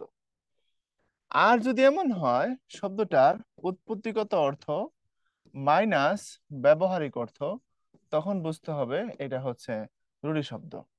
আর যদি এমন হয় শব্দটার ব্যাস বাক্য যেটা তার সাথে মাইনাস হয়ে যায় সমস্ত পদ, তখনই সেটা হচ্ছে যোগের শব্দ। এটা বোঝা একটু কঠিন, বোঝাই দিচ্ছি, একটু অপেক্ষা করো। এখন আসো জায়গাটাকে একটু ওয়েল ডিফাইন করি। তাহলে আমি এখানে বুঝলাম যৌগিক শব্দ মানে উৎপত্তিগত শব্দ আর ব্যবহার কি বলে উৎপত্তিগত অর্থাৎ ব্যবহারিক অর্থের মধ্যে প্লাস থাকবে, সম্পর্ক ভালো। রুড়ি মানে হচ্ছে মাইনাস থাকবে। আর যোগের শব্দটাও মাইনাস থাকে, তবে সেটা হচ্ছে ব্যাস বাক্য সমস্ত পদের মধ্যে। আসো একটু এক্সপ্লেইন করা যাক পুরো ব্যাপারটা। আমরা একটা যৌগিক শব্দ নেই, ধরো এই হচ্ছে কর্তব্য নিলাম। কর্তব্যকে ভাঙলে হয় ক্রি যোগ তব্য। এই ক্রি হচ্ছে ধাতু আর তব্য মানে অবশ্যই পালনীয়। অর্থাৎ কর্তব্য কথাটার টোটাল অর্থ দাঁড়ায় অবশ্যই পালনীয় কাজ। এখন তুমি বলো, কর্তব্য বললে তুমি এখন কি বুঝো? অবশ্যই পালনীয় কাজ বুঝো, নাকি অবশ্যই বর্জনীয় কাজ বুঝো? কোনটা বুঝো? তুমি এটা বললে অবশ্যই পালনীয় কাজ বুঝো। তাহলে কর্তব্য শব্দটা জন্মাইছিল এই অর্থ নিয়েই, অবশ্যই পালনীয় কাজ, এখন পর্যন্ত সেই অর্থে ব্যবহার হয়। সিম্পল। এটা একটা যৌগিক শব্দ। বুঝছো কথাটা? এর মানে যৌগিক শব্দ মানে হলো কর্তব্য কথাটার উৎপত্তিগত অর্থ যেমন ছিল এখন পর্যন্ত ব্যবহারিক অর্থটা এমনই আছে। ভাষার ধর্ম বদলানো ঠিক থাকা দুটোই এটা ঠিক আছে, এটা বদলায় নাই। ঠিক আরেকটা যৌগিক শব্দের দিকে খেয়াল করো। যেমন ধরো চিকা মারা। চিকা মারা, এই চিকা মারা একটা গানও আছে, হ্যাঁ। চিকা মারা চিকা মারা, আমরা তখন খুব ছোট, 90-র দশকের গান। যাই হোক, চিকা মারা শব্দের অর্থ কি? চিকা মারা শব্দের অর্থ দেয়ালে লেখা। অনেকের বাইরে বাউন্ডারিতে দেখবা বড় বড় করে লেখা আছে এখানে চিকা মারা নিষেধ। আচ্ছা, চিকা হলো ইঁদুরের মতো একটা প্রাণী, সাদা। এটাকে কিতাবি ভাষায় বলা হয় সুচু। তো এই সুচু বা চিকা, এটাকে মেরে ফেলার সাথে দেয়ালে লেখার সম্পর্ক কি? একসময় ব্রিটিশ বিরোধী বিপ্লবীরা রাতের বেলা তাদের মেসেজটাকে মানুষের কাছে পৌঁছানোর জন্য দেয়ালে বিপ্লবী স্লোগানগুলো লিখতো, পোস্টার লাগাইতো, এসব করতো। এখন রাতে করতে এই কারণে পুলিশে ধরে ফেলবে নইলে, অথবা ব্রিটিশদের যারা হচ্ছে দালাল তারা খবর পৌঁছায় দিবে কে কে এগুলো করে, এই জন্য রাতের অন্ধকারে তারা এগুলো করতো আর কি। তো রাতের অন্ধকারে বিপ্লবী লেখা লিখতে গিয়ে তারপরে তোমার হচ্ছে পোস্টার লাগাতে গিয়ে অনেক সময় পায়ের নিচে পরে চিকা মারা পড়তো। এই চিকার পানিটার অদ্ভুত ধর্ম, এটা মানুষের পায়ের কাছ দিয়ে কিচ কিচ কিচ কিচ করে দৌড়ায় বেড়ায়। যারা গ্রামে বলেছে তারা বুঝবা, খেতে আইলে হাঁটার সময় এটা দূর দিয়ে যাইতে পারে, দূরে যাবে না, তোমার পায়ের নিচ দিয়ে যাবে। ভয়ঙ্কর, সাদা দেখতে এবং গায়ে অদ্ভুত গন্ধ, উৎকট। তো বিপ্লবীরা দেখলো রাতের বেলা দেয়ালে লিখতে গেলে পায়ের নিচে পড়ে চিকা মারা পড়ে, আঞ্চলিক ভাষায় এটা চিকা বলে অনেকে। একটা সময় তারা নিজেরা নিজেদের মধ্যে একটা সাংকেতিক কথা চালু করলো যে কালকে চিকা মারতে যাব চল। এর মানে কালকে দেয়ালে লিখবো বিপ্লবী কথা, অথবা কালকে পোস্টার লাগাবো। বুঝছো? কারণ যদি প্রকাশ করে পরিষ্কার করে বলে অন্যদের সামনে, তারা ধরা পড়ে যাওয়ার সম্ভাবনা আছে। দ্যাট ইজ ওয়াই তারা এটাকে সাংকেতিক ভাষায় বলতো যে আগামীকাল চিকা মারতে যাব। এই যে তারা চিকা মারতে যাব বলতে দেয়ালে লেখাকে বোঝাইতো, এটা একসময় ভাষার মধ্যে এন্ট্রি নিছে এবং এখন পর্যন্ত সেই অর্থে এটা এস্টাবলিশ হয়ে গেছে। তাহলে চিকা মারা শব্দটার উৎপত্তিগত অর্থ ছিল দেয়ালে লেখা, এখন পর্যন্ত সেই অর্থে এটা বহাল আছে। সো এটা একটা যৌগিক শব্দ। তাহলে 1 নম্বরের যৌগিক তুমি বুঝতে পারছো। এখন আসো 2 নম্বরের রুড়ি নিয়ে কথা বলি আমরা, হ্যাঁ। রুড়ি মানে কি? উৎপত্তিগত অর্থ আর ব্যবহারিক অর্থ আলাদা হবে। এই যে সন্দেশ নিয়ে কথা বলছিলাম না, সন্দেশ, এই সন্দেশ কথার উৎপত্তিগত অর্থ কিন্তু সংবাদ। তুমি এখন সন্দেশ বলে মিষ্টি বুঝো, খাওয়ার জিনিস বুঝো। কিছু কিছু এলাকার সন্দেশ খুব বিখ্যাত। আমার যদি ভুল না হয় সাতক্ষীরার সন্দেশ অনেক বিখ্যাত। এবং মনে হয় পাবনার কোথায় যেন একটা ভালো সন্দেশ আছে। তো সন্দেশ বললে আমরা এখন মিষ্টান্ন বুঝি, কিন্তু সন্দেশ শব্দটার জন্মগত অর্থ ছিল সংবাদ বা খবর। এটা সংবাদ থেকে এখন মিষ্টি হয়ে গেছে। আগে সন্দেশ মানুষ পড়তো, এখন সন্দেশ মানুষ খায়। আবার দেখো, এই যে প্রবীণ শব্দটা, প্রবীণ, এই প্রবীণ শব্দটা একটা সময় প্রবীণ শব্দের অর্থ ছিল প্রকৃষ্ট বা উত্তম ভাবে যিনি বীণা বাজাইতে পারেন। বীণা একটা বাদ্য। তো যিনি প্রকৃষ্ট ভাবে বীণা বাজান তাকে বলা হয়তো প্রবীণ। বাট এখন আমরা প্রবীণ বললে বীণা বাদককে বুঝি না, আমরা এখন প্রবীণ বলে মুরব্বী বুঝি। এরপরে ধরো পাঞ্জাবি। পাঞ্জাবি বললে এটার অর্থ হওয়ার কথা হচ্ছে পাঞ্জাবের মানুষ, কিন্তু আমরা পোশাক বুঝি। তাহলে শব্দগুলোর ব্যবহারিক অর্থ আর উৎপত্তিগত অর্থ একই রকম না, এই জন্য এদের নাম হচ্ছে রুড়ি। এখন যোগ রুড়ি যেটা, এটাও তো একই রকম না, তবে শর্ত হচ্ছে এই একই রকম না হওয়ার ঘটনা ঘটবে ব্যাস বাক্যের সমস্ত পদের মধ্যে। Let's explain. সমাসের ক্ষেত্রে যোগ রুড়ি শব্দটার শর্ত হচ্ছে এটা সমাস দিয়ে হবে।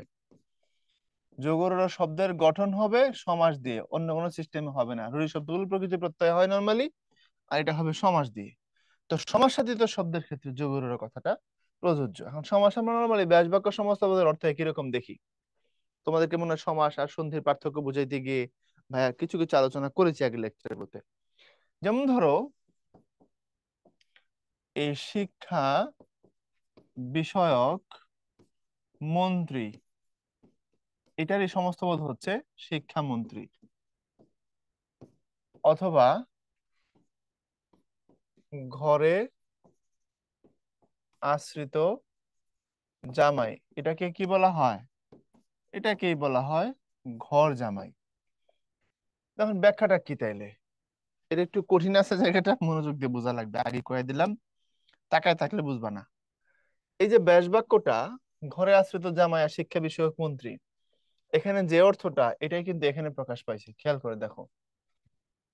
ধরো একটা ছেলে, তার নাম হচ্ছে মিস্টার এক্স, সে বিয়ে করার পরে শ্বশুর বাড়িতে থাকে, এই জন্য মানুষ তাকে ঘর জামাই বলে। তাহলে সে ঘরে আশ্রিত, শ্বশুরের ঘরে আশ্রিত, এই জন্য সে ঘর জামাই। এর মানে কি, ব্যাস বাক্যের অর্থের সাথে সমস্ত পদের অর্থের এখানে মিল আছে। অর্থাৎ ব্যাস বাক্য যা বলছে সমস্ত পদ তাই বলছে।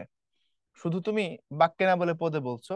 তুমি এটা বললা যে সুমন ঘরে আশ্রিত জামাই, না বলে তুমি বললা সুমন ঘর জামাই। অথবা তুমি বললা যে উনি শিক্ষা বিষয়ক মন্ত্রী, না বলে বললা উনি শিক্ষামন্ত্রী। এর মানে হলো, এই বাক্যের ভিতরে যে অর্থটা আছে পদের মধ্যে সেই অর্থটাই আছে এখানে। এই ব্যাস বাক্যের সাথে সমস্ত পদের কোনো অমিল নেই। কিন্তু যদি অমিল হয়, যোগরূঢ় মানে হচ্ছে অমিল হয়ে যাবে। যোগরূঢ় শব্দ হচ্ছে ব্যাস বাক্য মাইনাস সমস্ত পদ, অর্থাৎ যোগরূঢ় শব্দগুলো এমন কিছু সমস্ত পদ যাদের অর্থ তাদের ব্যাস বাক্যের সাথে মিলে না। যেমন এবার দেখো, পঙ্কে জন্মে যা সমান সমান হলো পঙ্কজ। আমরা এতক্ষণ দেখলাম সমস্ত পদের ব্যাস বাক্য মিলে যাবে, যোগরূঢ় হইলে মিলবে না। আর ওই রকমের অবাধ্য সমস্ত পদ গুলোই মূলত যোগরূঢ় শব্দ। দেখো, পঙ্ক মানে হচ্ছে কাদা বা পেক, কাদামাটি। তো পঙ্কে জন্মে যা মানে কাদায় জন্মে যা, তাকে কি বলে? তাকে পঙ্কজ বলে। আচ্ছা, মনোযোগ দাও। এখন পঙ্কজ শব্দের অর্থ হচ্ছে পদ্ম ফুল। পদ্ম ফুলের অনেকগুলো সমার্থক শব্দ আছে, পদ্ম, পঙ্কজ, অরবিন্দ, রাজীব, নলিনী, শতদল, কুমুদ ইত্যাদি। এখন কথা হচ্ছে, পঙ্কে জন্মে যা, পঙ্ক মানে কাদা, কাদায় জন্মে পদ্ম, শাপলা, শালুক, শৈবাল, ধান, অন্যান্য অনেক কিছু। এখন ব্যাস বাক্য বলছে সব কিছুই পঙ্কজ হবার কথা, বাট আমরা বাস্তবে পঙ্কজ বলে শুধু পদ্মকে বুঝি। এর মানে ব্যাস বাক্য বোঝাচ্ছে অল, আর পঙ্কজ বলতে বোঝাচ্ছে ওয়ান। এবার বুঝছো? তাহলে এই পঙ্কজের সমস্ত পদ ব্যাস বাক্যের অর্থের অনুগামী না, ভিন্ন অর্থ দিচ্ছে। আবার দেখো, মহা সমারোহে যাত্রা সমান সমান কি হলো? সমান সমান হলো মহাযাত্রা। তো মহাসমারোহে যাত্রা সমান সমান মহাযাত্রা। এখন খেয়াল করো, মহাসমারোহে যাত্রা এই পর্যন্ত পড়লে তুমি আনন্দ বুঝো না কষ্ট বুঝো? আনন্দ বুঝো। মহাসমারোহে, অনেক সাজুগুজু করে, হাতি ঘোড়া নিয়ে, ঢোল তবলা বাজায়া, ঠিক না? মহাসমারোহে যাত্রা অর্থাৎ তুমি এ পর্যন্ত বললে আনন্দ বুঝো, আনন্দ, ঠিক না?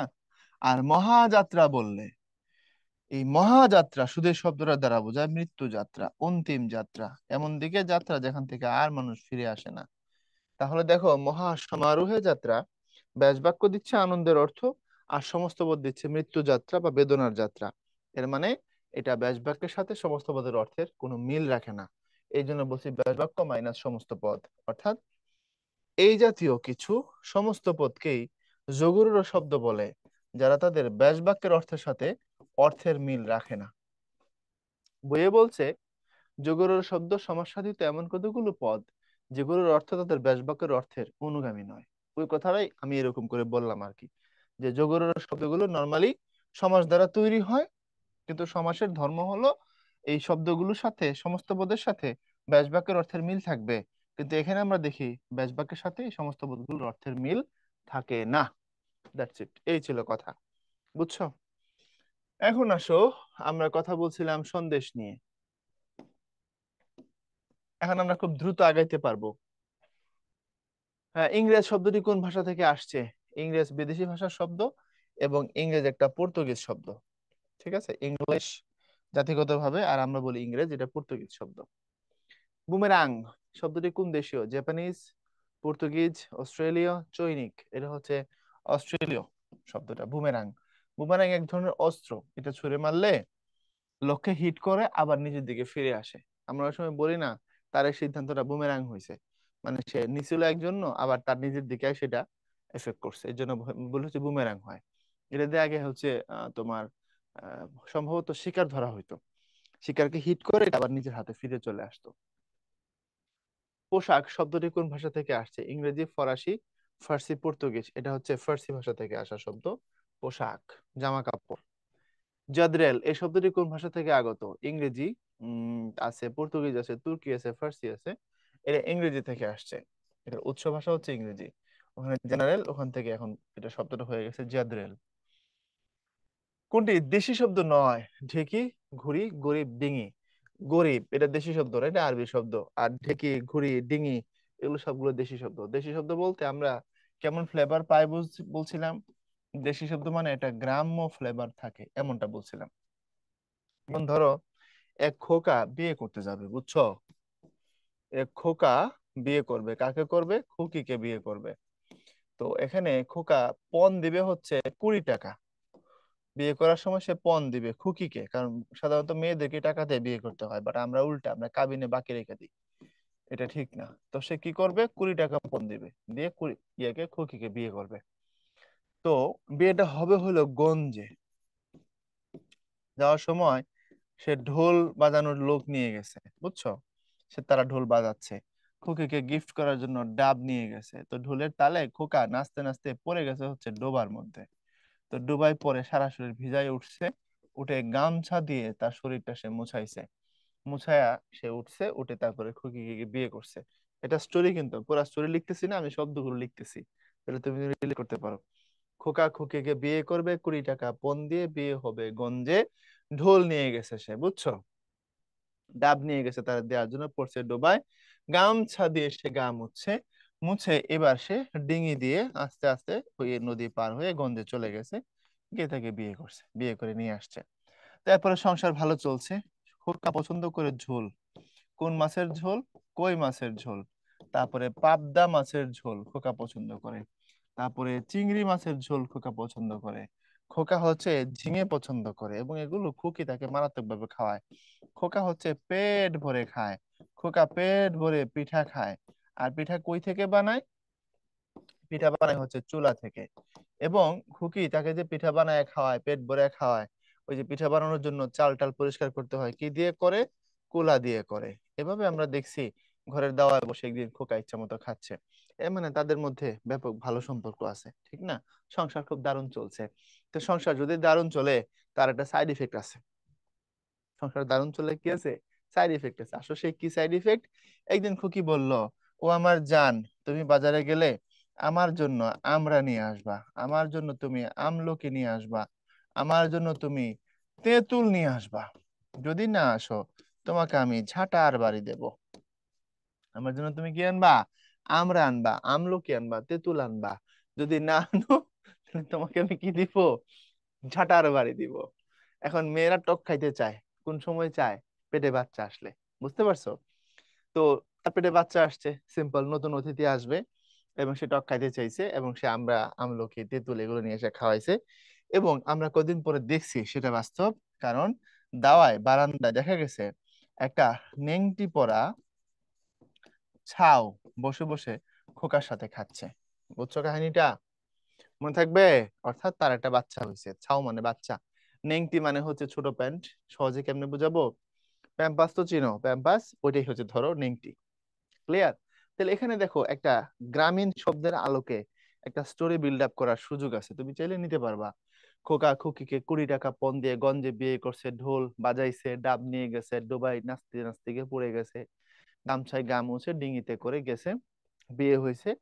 খোকা সংসারে ঝোল খায়, কই মাছের, পাবদা মাছের, চিংড়ি মাছের, ঝিঙে দিয়ে খায়, পেট ভরে খায়, পিঠা খায়, পিঠা বানায় চুলাতে, কুলা দিয়ে চাল পরিষ্কার করে তারপরে খকিতার কাছে আমরা আমলকি তেঁতুল খেতে চাইছে, নলে দিবে ঝাঁটার বাড়ি।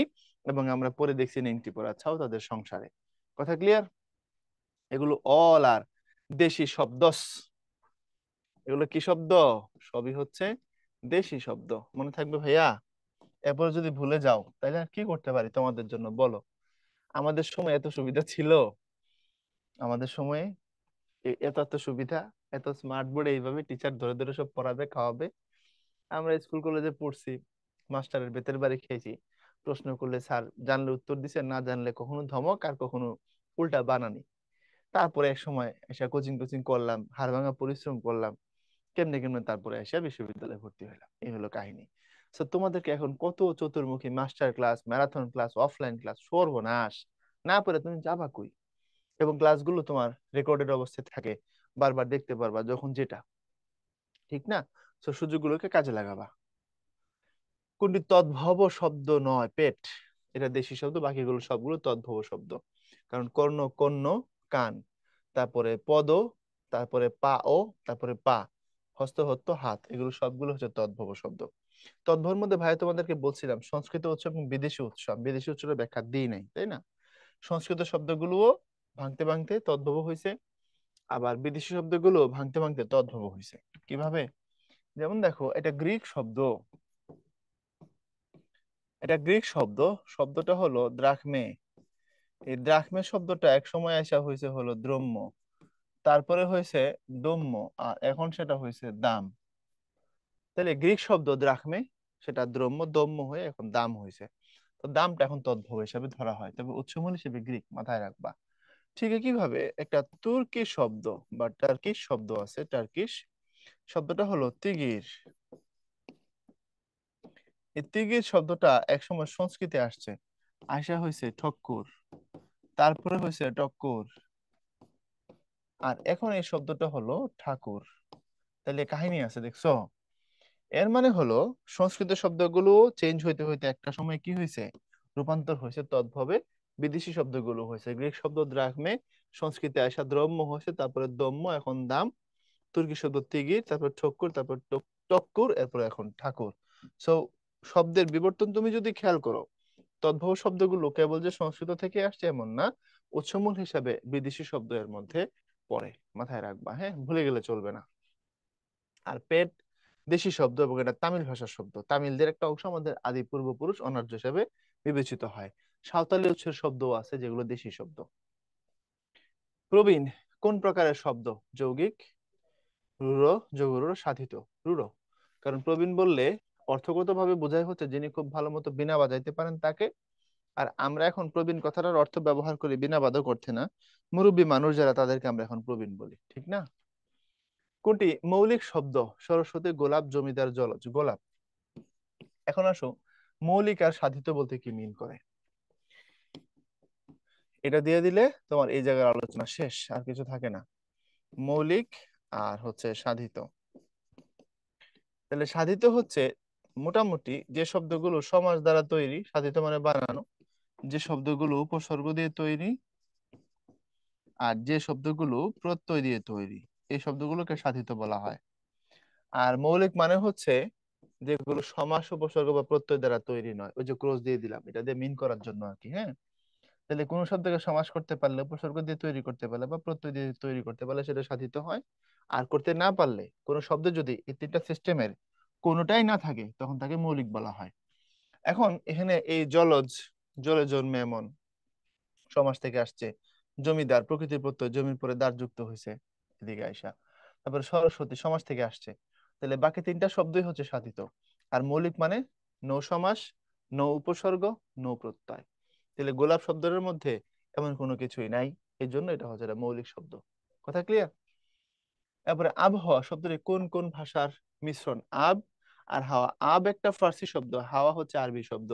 তাহলে এই আবহাওয়া হচ্ছে আরবি আর ফার্সি মিলে আর কি। এই আবটা শুরুতে, এটা ফার্সি, হাওয়া যেটা এটা হচ্ছে আরবি। এই জন্য সিকোয়েন্স ঠিক রেখে বলতে হবে, ফার্সি আরবি।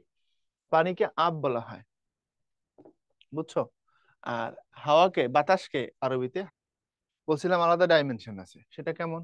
কারণ এই বারান্দা শব্দটা ফার্সি ভাষা থেকে যদিও আমাদের ভাষায় ঢুকছে, কিন্তু দেখবে ইংরেজি লেখার সময় বেরান্দা বা ভেরান্ডা এরকম করে লেখা হয়। কিন্তু এটার উৎস মূল হচ্ছে ফার্সি। নিচের কোনটি আরবি ভাষার শব্দ? হালুয়া, তারপরে হচ্ছে হালুয়ার পরে দোকান, খোদা, নামাজ। নিচের গুলো ফার্সি, হালুয়া হচ্ছে আরবি। আরবি ভাষার শব্দ চাইছে হালুয়া, যেটা আমরা খাই হালুয়া, এটা হচ্ছে আরবি শব্দ, আরবি শব্দ। হ্যাঁ। আদম শুমারি শব্দের অর্থ কি? আদম এটা আরবি, শুমারি মানে হচ্ছে গণনা করা, এটা হচ্ছে ফার্সি। তাহলে আদম শুমারি শব্দের অর্থ হচ্ছে তোমার উৎস হচ্ছে যদি হিসাব করো আরবি ফার্সি, মনে থাকবে। তবে এখন কিন্তু এটাকে আর আদমশুমারি বলা হয় না, এখন আদমশুমারি কথাটার অর্থ ঠিক রেখে এখন বলা হয় জনশুমারি। আহ, এটা বলার পিছনে যুক্তি দেখানো হয়েছে এরকম যে আদম কথাটার মাল্টি ডাইমেনশনাল ব্যবহার আছে। যেমন আদম থেকে আদমি। তো বিদেশে অনেক সময় যারা লোক পাঠায় দেখবে ওরা বলে আমরা আদম ব্যাপারই করি। আবার মানুষ পাচার করে দিয়ে বলে আদম পাচার করে দিছে। তো এই টাইপের কিছু ব্যবহার আছে, মানে কিছু কিছু ক্ষেত্রে একটা কেমন সম্মানহীনতার ব্যাপার থাকে আদম শব্দটার ব্যবহারের সাথে। এই জন্য এটাকে জনশুমারি এই নামে এখন ডাকা হচ্ছে। বাংলা একাডেমির বানান রীতিতে খ্রিস্ট শব্দটি গৃহীত হয়েছে যে হিসাবে আত্মীকৃত। এটা এক ধরনের ন্যাকামি বা হচ্ছে কি বলবো, মানে অতিরিক্ত পেয়ার, উল্টাপাল্টা পেয়ার। কেন উল্টাপাল্টা পেয়ার আসলে ব্যাখ্যা দিচ্ছি। বাংলা একাডেমি নিজেই বলছে যে বিদেশি শব্দে মূর্ধন্য ষ এবং মূর্ধন্য হবে না। আচ্ছা, এখন ইংরেজির এই ক্রাইস্ট থেকে আমরা এই খ্রিস্ট শব্দটাকে দেখি, যেটা মূর্ধন্য ষ দিয়ে লেখা। এখন ক্রাইস্ট, জোসেফ কি বলে, জেসাস ক্রাইস্ট আর কি, যিশু খ্রিস্ট, ওখান থেকে। এখন এই ক্রাইস্ট যদি খ্রিস্ট হয়ে থাকে তাহলে এটা কি একটা বিদেশি শব্দ না? একটা সুপার ডুপার লেভেলের বিদেশি শব্দ। তাহলে নিয়ম বলছে এটাতে তুমি লেখার সময় কি লিখবা, এটাতে লিখবা হচ্ছে দন্তস্ব, কারণ এটা বিদেশি শব্দ। আর তার সাথে অব্দ যুক্ত করলে খ্রিস্টাব্দ, অর্থাৎ এটা ইংরেজি আর সংস্কৃত মিলে হবে খ্রিস্টাব্দ, মিশ্র ভাষার শব্দ হিসাবে। অব্দটা সংস্কৃতের। এখন এই খ্রিস্ট বানানটাকে মূর্ধন্য ষ দিয়ে দেখো রাখছে, রেখা ব্যাখ্যা দিছে এটা আত্মীকৃত।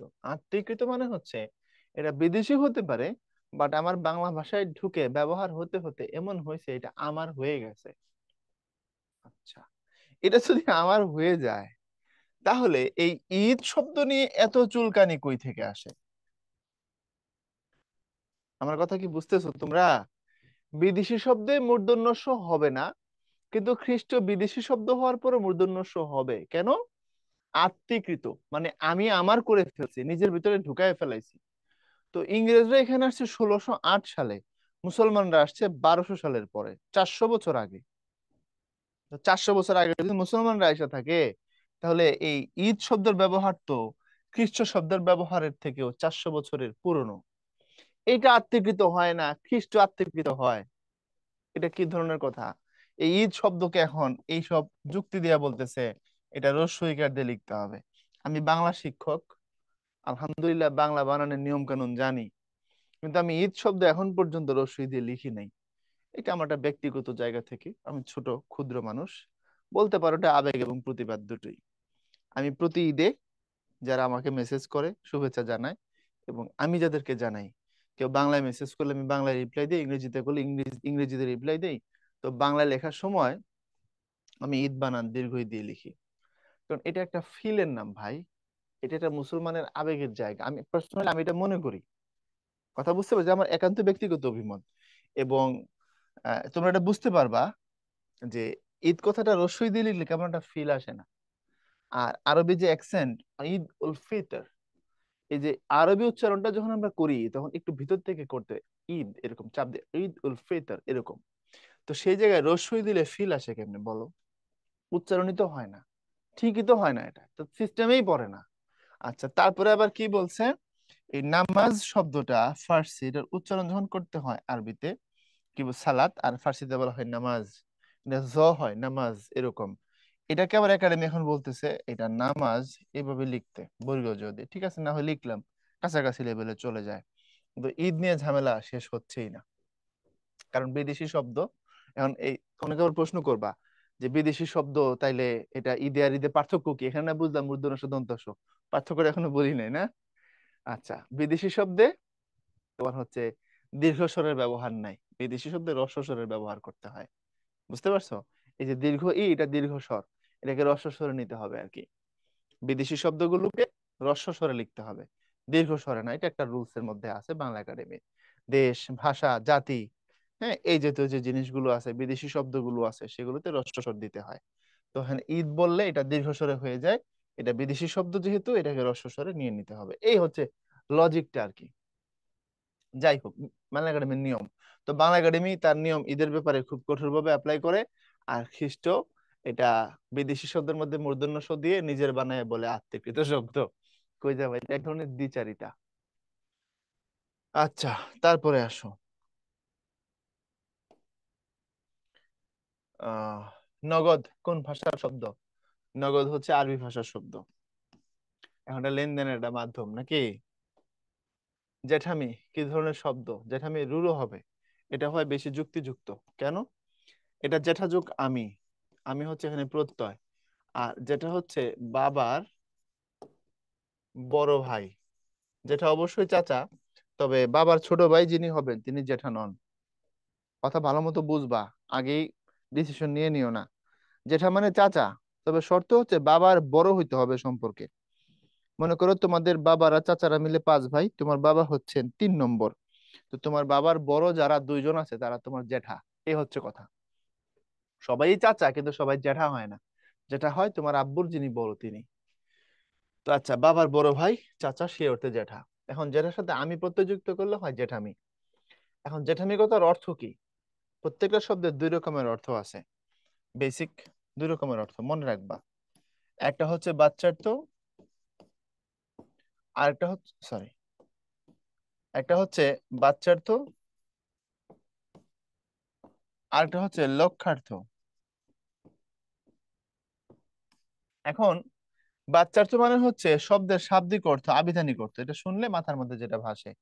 আর লক্ষ্যার্থ মানে হচ্ছে যে শব্দ তুমি এটাকে ব্যবহার করছো, হ্যাঁ, টার্গেটেড মিনিং যেটা সেটা। জেঠামি কথাটার বাচ্চার্থ হচ্ছে জেঠার মতো, আর লক্ষ্যার্থ হচ্ছে পাকনামি।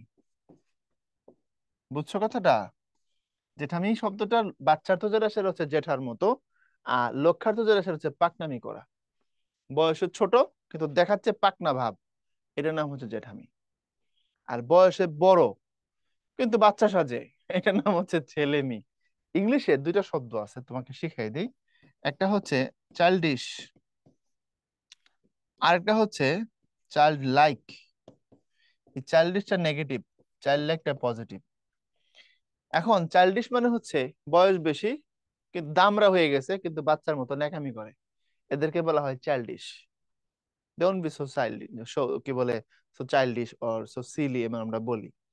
তো ডোন্ট বি সো চাইল্ডিশ এর অর্থ হচ্ছে অত বেশি বাচ্চামি করো না, না তোমার আচার আচরণটা মানাচ্ছে না তোমার সাথে, নেগেটিভ অর্থ দেয় এটা। আর চাইল্ড লাইক মানে হচ্ছে শিশুর মতো হওয়া, কোমল মনের অধিকারী হওয়া, নিষ্পাপ ভাবে চিন্তা করা। তো এটা পজিটিভ অর্থ দেয়। যেমন ধরো তুমি কোথাও গেছো, সেখানে অনেক বাচ্চা কাচ্চা, সেখানে গিয়ে তুমি যদি এটা করলি কেন, এরকম অবস্থায় থাকো, তাহলে হবে না। শিশুর সাথে শিশুর মতো হইতে হয়, বাচ্চার সাথে বাচ্চার মন নিয়ে মিশতে হয়, এটাকে বলা হয় চাইল্ড লাইক। বুঝছো? তারপরে আসো প্যাগোডা কোন ভাষার শব্দ? এটা নিয়ে নানান ঝামেলা আছে। প্যাগোডা কোন ভাষার শব্দ? এখানে তুমি বাইচা গেছো আরবি, জাপানি, তুর্কি, ফার্সি থাকার কারণে। যদি জাপানির সাথে খালি বার্মিজ থাকতো তাইলে ক্যারাবেরা লেগে যেত। বুঝছো? বহুত জায়গায় রেখে বার্মিজ লেখা আছে। তো জাপানি থাকার কারণে আমরা বার্মিজ নেওয়ার দরকার নেই, আমরা অটো জাপানে নিয়ে নিতে পারবো। তবে অনেক জায়গা অনেক সোর্সে তুমি প্যাগোডাকে বার্মিজ পাবা। আদালত কোন ভাষার শব্দ? আরবি, ফার্সি, পর্তুগিজ, হিন্দি। আদালত আরবি শব্দ, এটা আদল থেকে আসছে। এই আদল শব্দের অর্থ হচ্ছে ন্যায় বিচার। আদল মানে হচ্ছে কি? আদল মানে ন্যায় বিচার। তো যেখানে আদল প্রতিষ্ঠা করা হয় সেটাকে আদালত বলা হয়। আদল শব্দের অর্থ ন্যায় বিচার। এরপরে আসো গবেষণা কি ধরনের শব্দ? যৌগিক, রূঢ়ি, যোগরূঢ়, মৌলিক শব্দ। এটা চোখ বন্ধ করে রেখে রূঢ়ি শব্দ বলবা, কারণ গবেষণা শব্দের 2টা অর্থ আছে। ডিরেক্ট অর্থ হচ্ছে গরু খোঁজা, কারণ গবেষণা শব্দকে ভাঙলে হয় গো আর এ শোনা। এই গো আর এসো না, গো মানে গরু, এসো না মানে হচ্ছে খোঁজাখুঁজি করা। আর গরু খোঁজা ব্যবহার না করে আমরা এখন ব্যবহার করি কোন অর্থে এটাকে ব্যবহার করি, আমরা বুঝি হচ্ছে বৈজ্ঞানিক কার্য পদ্ধতি অনেকটা, তাই না? এরকম অর্থে আমরা এটাকে ব্যবহার করি। সো বলি একটা বুঝি আরেকটা, এটা রুড়ি শব্দ। মহকুমা শব্দটি আরবি। এখন আমরা যেটাকে থানা বলি বা উপজেলা বলি, বুঝতে পারছো? উপজেলা বা থানা, এই শব্দটা একসময় মহকুমা নামে পরিচিত ছিল, এখন আর উপজেলা থানা বলা হয়, মহকুমা বলা হয় না। কলম এই শব্দটি কোন ভাষার শব্দ? বিরাট প্রশ্ন। শুরুতে ভাই এটাকে আলোচনা করে দিছি। তবে বিসিএস এ সাম্প্রতিক সময়ে খুব সম্ভবত, আমার যদি ভুল না হয়, 45-এ প্রশ্ন আসছিল যে আরবি শব্দ কলম, এটা কলমস থেকে আসছে। কলমস কোন ভাষার শব্দ? ঠিক আছে, দেখো প্রশ্নের ভাব দেখো। আরবি শব্দ প্রশ্নে বলে দিচ্ছে কলম একটি আরবি শব্দ, এটি আসছে কলমস থেকে। And কলমস কোন ভাষার শব্দ? What a question!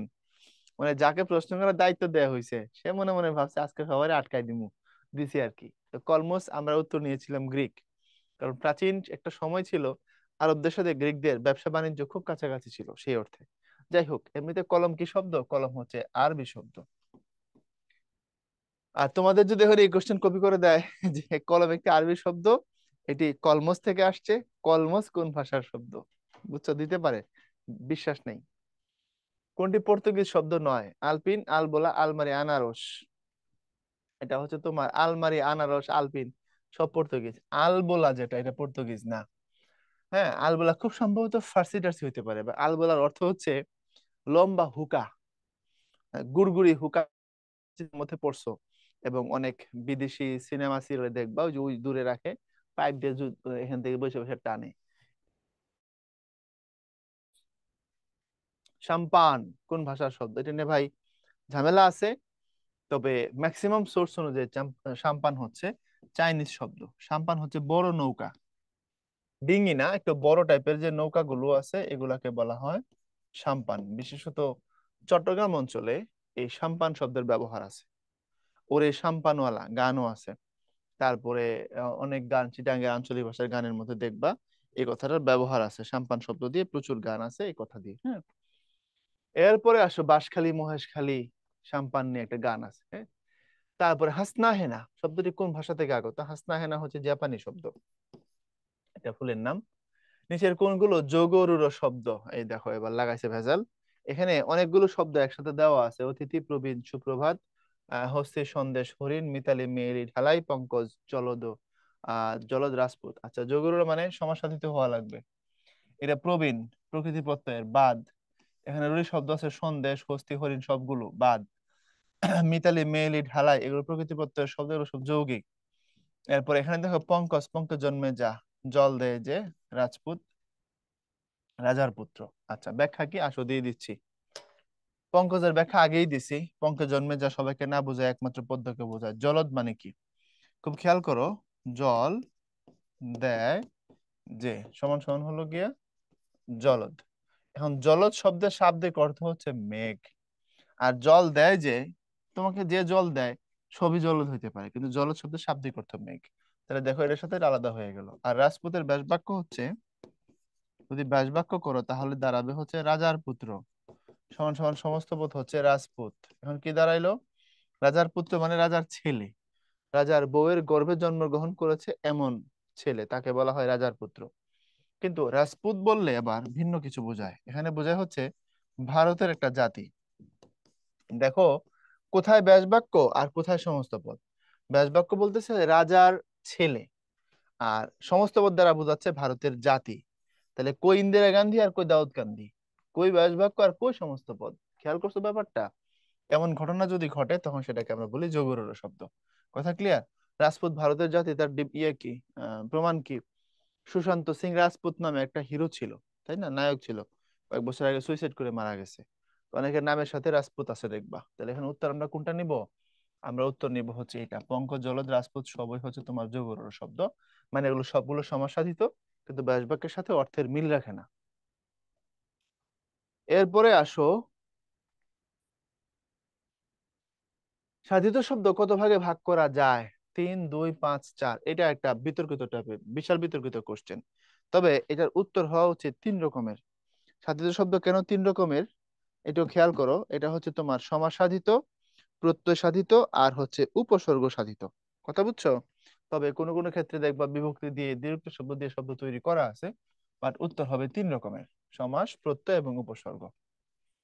এগুলো সাধিত শব্দ। ওকে, নিচের কোনটি তুর্কি শব্দ? বাবুর্চি, আচার, সাগু, রেস্তোরাঁ। বাবুর্চি। বাঁশি কোন শ্রেণীর শব্দ? বাঁশি হচ্ছে রুড়ি শব্দ। বাঁশি শব্দের অর্থ হচ্ছে বাঁশ দ্বারা বানানো জিনিস, কিন্তু বাস্তবে আমরা বাঁশি বললে বাঁশ দ্বারা বানানো জিনিস বুঝি না। আমরা বাঁশি বললে একটা বাদ্যযন্ত্রকে বুঝি। হ্যাঁ, এটা সত্য যে ওই বাদ্যযন্ত্র বাঁশ দিয়েই বানাইছে, কিন্তু বাঁশি শব্দটা বাঁশ দিয়ে সমস্ত কিছুকে কাভার করে ফেলে। বুঝো নাই মনে হয়।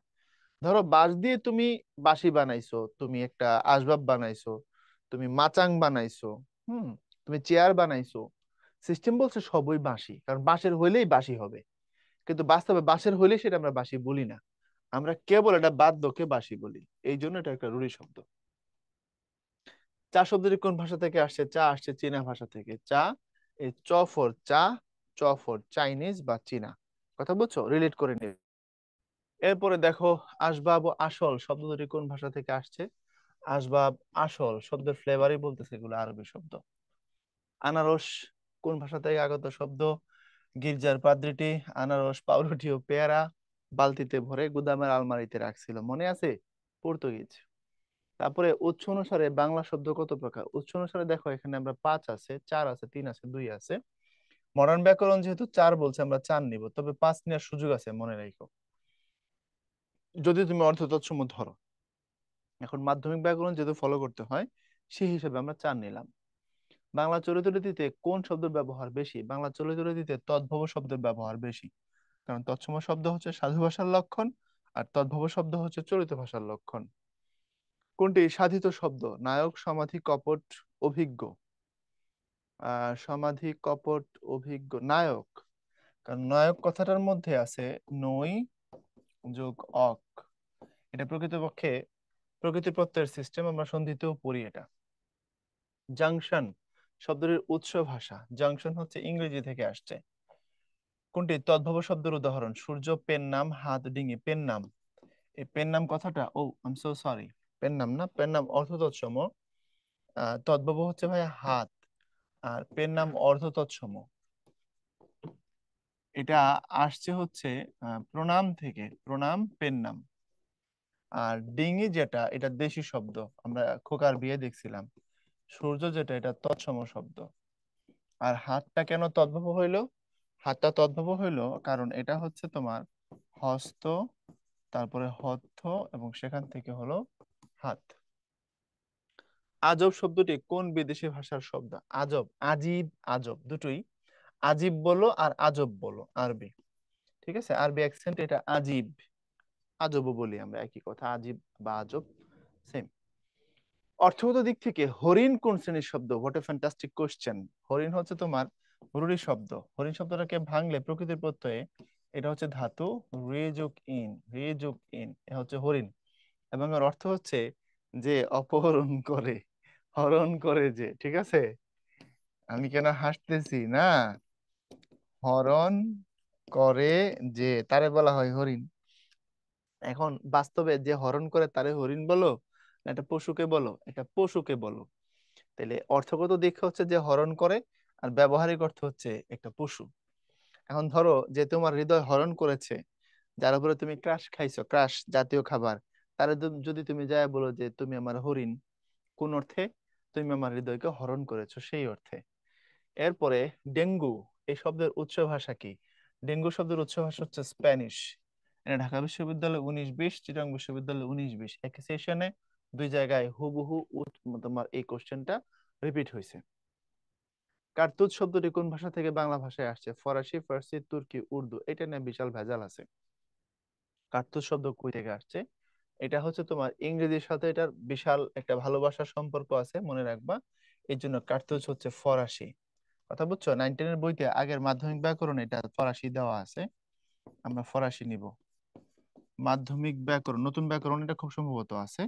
এই মাধ্যমিক ব্যাকরণ অনুযায়ী কার্তুজ হচ্ছে ফরাসি। কার্তুজ, কুপন, ডিপো, রেস্তোরাঁ, এগুলো সবগুলো ফরাসি। দেখো, ফরাসি আর ফার্সি পাশাপাশি দিয়ে দেয়, যাতে করে তুমি গোল্লা মারার সময় ভুল করার মতো একটা ট্র্যাপ তোমার হচ্ছে সামনে থাকে, এই জন্য কাজটা করা হয়। টিচাররা ভালো করেই জানে যে স্টুডেন্ট যদি ভুল করে কোন জায়গায় গোল্লাটা দিবে। বিশেষ করে আমরা ম্যাথ করার সময় কি হইতো মনে করে দেখো তো, যে তুমি ভুল করলে তোমার ক্যালকুলেশন কোথায় ভুল হইতে পারে, আর ভুল হলে অ্যান্সার কোনটা আসবে, টিচাররা এমসিকিউর ক্ষেত্রে ওটা উপরের দিকে দিয়ে রাখতো, এবং তুমি ওই জায়গায় গোল্লাটা দিয়ে আসতা। বুঝতে পারছো কথা?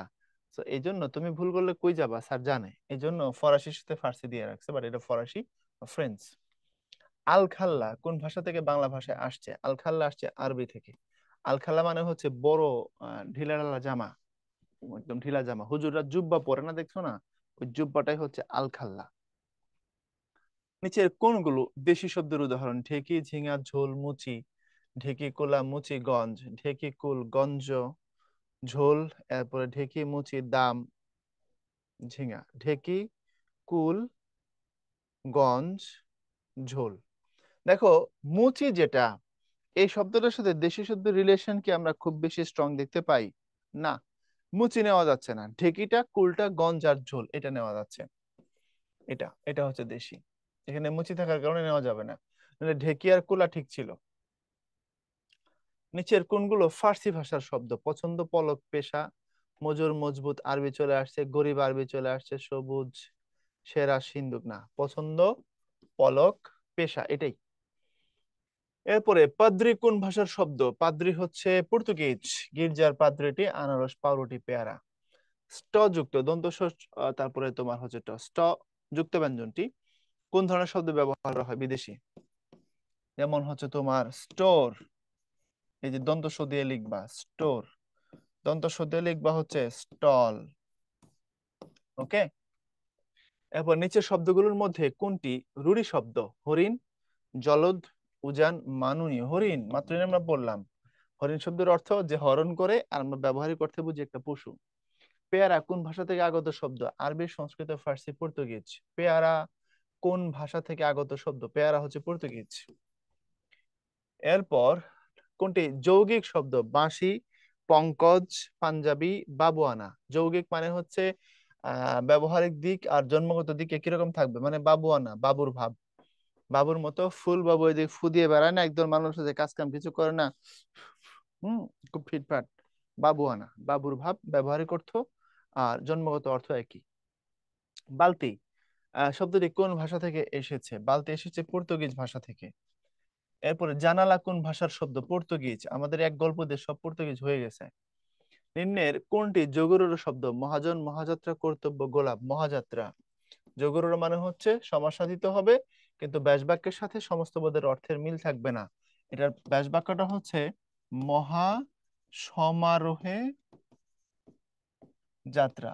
মহা সমারোহে যাত্রা, এটা হচ্ছে ব্যাস বাক্য। ওকে। আর মহাসমারোহ যাত্রা মানে আনন্দ যাত্রা, আর মহাযাত্রা মানে হচ্ছে মৃত্যু যাত্রা। খাসলত এই শব্দটি কোন ভাষা থেকে আসছে? খাসলত আসছে আরবি ভাষা থেকে। শব্দগুলোর ফ্লেভার দেখলেই, টোন দেখলে আমরা বুঝতে পারি এগুলো সবগুলো আরবিক শব্দ। কথা বুঝছো? খাসলত, ওসিয়ত, নসিহত ইত্যাদি। কোনটি ফরাসি ভাষা থেকে আগত নয়? আতেল, পেশোয়াজ, রেস্তোরাঁ, রেনেসাস। দেখো, ফরাসি মানে হচ্ছে ফ্রান্সের ভাষা, তো ফ্রান্সের ভাষা থেকে কোনটা আসে নাই? আসে নাই হচ্ছে পেশোয়াজ, যেটা এটা। রেনাইসেন্স বা রেনেসাস, তারপর রেস্তোরাঁ, আতেল, এগুলো ফরাসি ভাষা থেকে আসছে। এরপরে দাম শব্দটি কোন ভাষা থেকে আগত? দাম হচ্ছে গ্রিক ভাষা থেকে আগত। দামের তোমার হচ্ছে বিবর্তন দেখাইছিলাম, এটা ছিল হচ্ছে দ্রাকমে, তারপরে হয়েছিল হলো তোমার সংস্কৃতে আইসা দ্রম্য, তারপরে হয়েছিল দম্য, আর এখন হয়ে গেছে দাম। ওকে। এরপরে আলপিন বালতি কোন জাতীয় শব্দ? আলপিন বালতি বিদেশি, কেননা এগুলো সবগুলো পর্তুগিজ, পর্তুগালের ভাষার শব্দ এগুলো। এরপরে জলধি কোন প্রকারের শব্দ? জলধি জল ধারণ করে এমন পাত্র, এটা যোগরূঢ়। এটার ব্যাস বাক্য হচ্ছে জল ধারণ করে এমন পাত্র, আর সমস্ত পদ হলো জলধি। এখন সমস্ত পদে জলধির অর্থ হলো সাগর বা সমুদ্র, আর ব্যাস বাক্য বলতেছে জল ধারণ করে এমন পাত্র, তো বালতি জলধি, তোমার পেটও জলধি, গ্লাস জলধি, বাট ওখানে বলতেছে সাগর। সুতরাং হিসাব কিতাব আছে, ব্যাস বাক্য একটা বলে তো সমস্ত পদ আরেকটা বলে। তো এই ছিল তোমাদের সাথে আয়োজন। ভালো থাকবা। পরের লেকচারের জন্য অগ্রিম স্বাগত জানাচ্ছি। আবার কথা হবে ইনশাল্লাহ। আল্লাহ হাফেজ।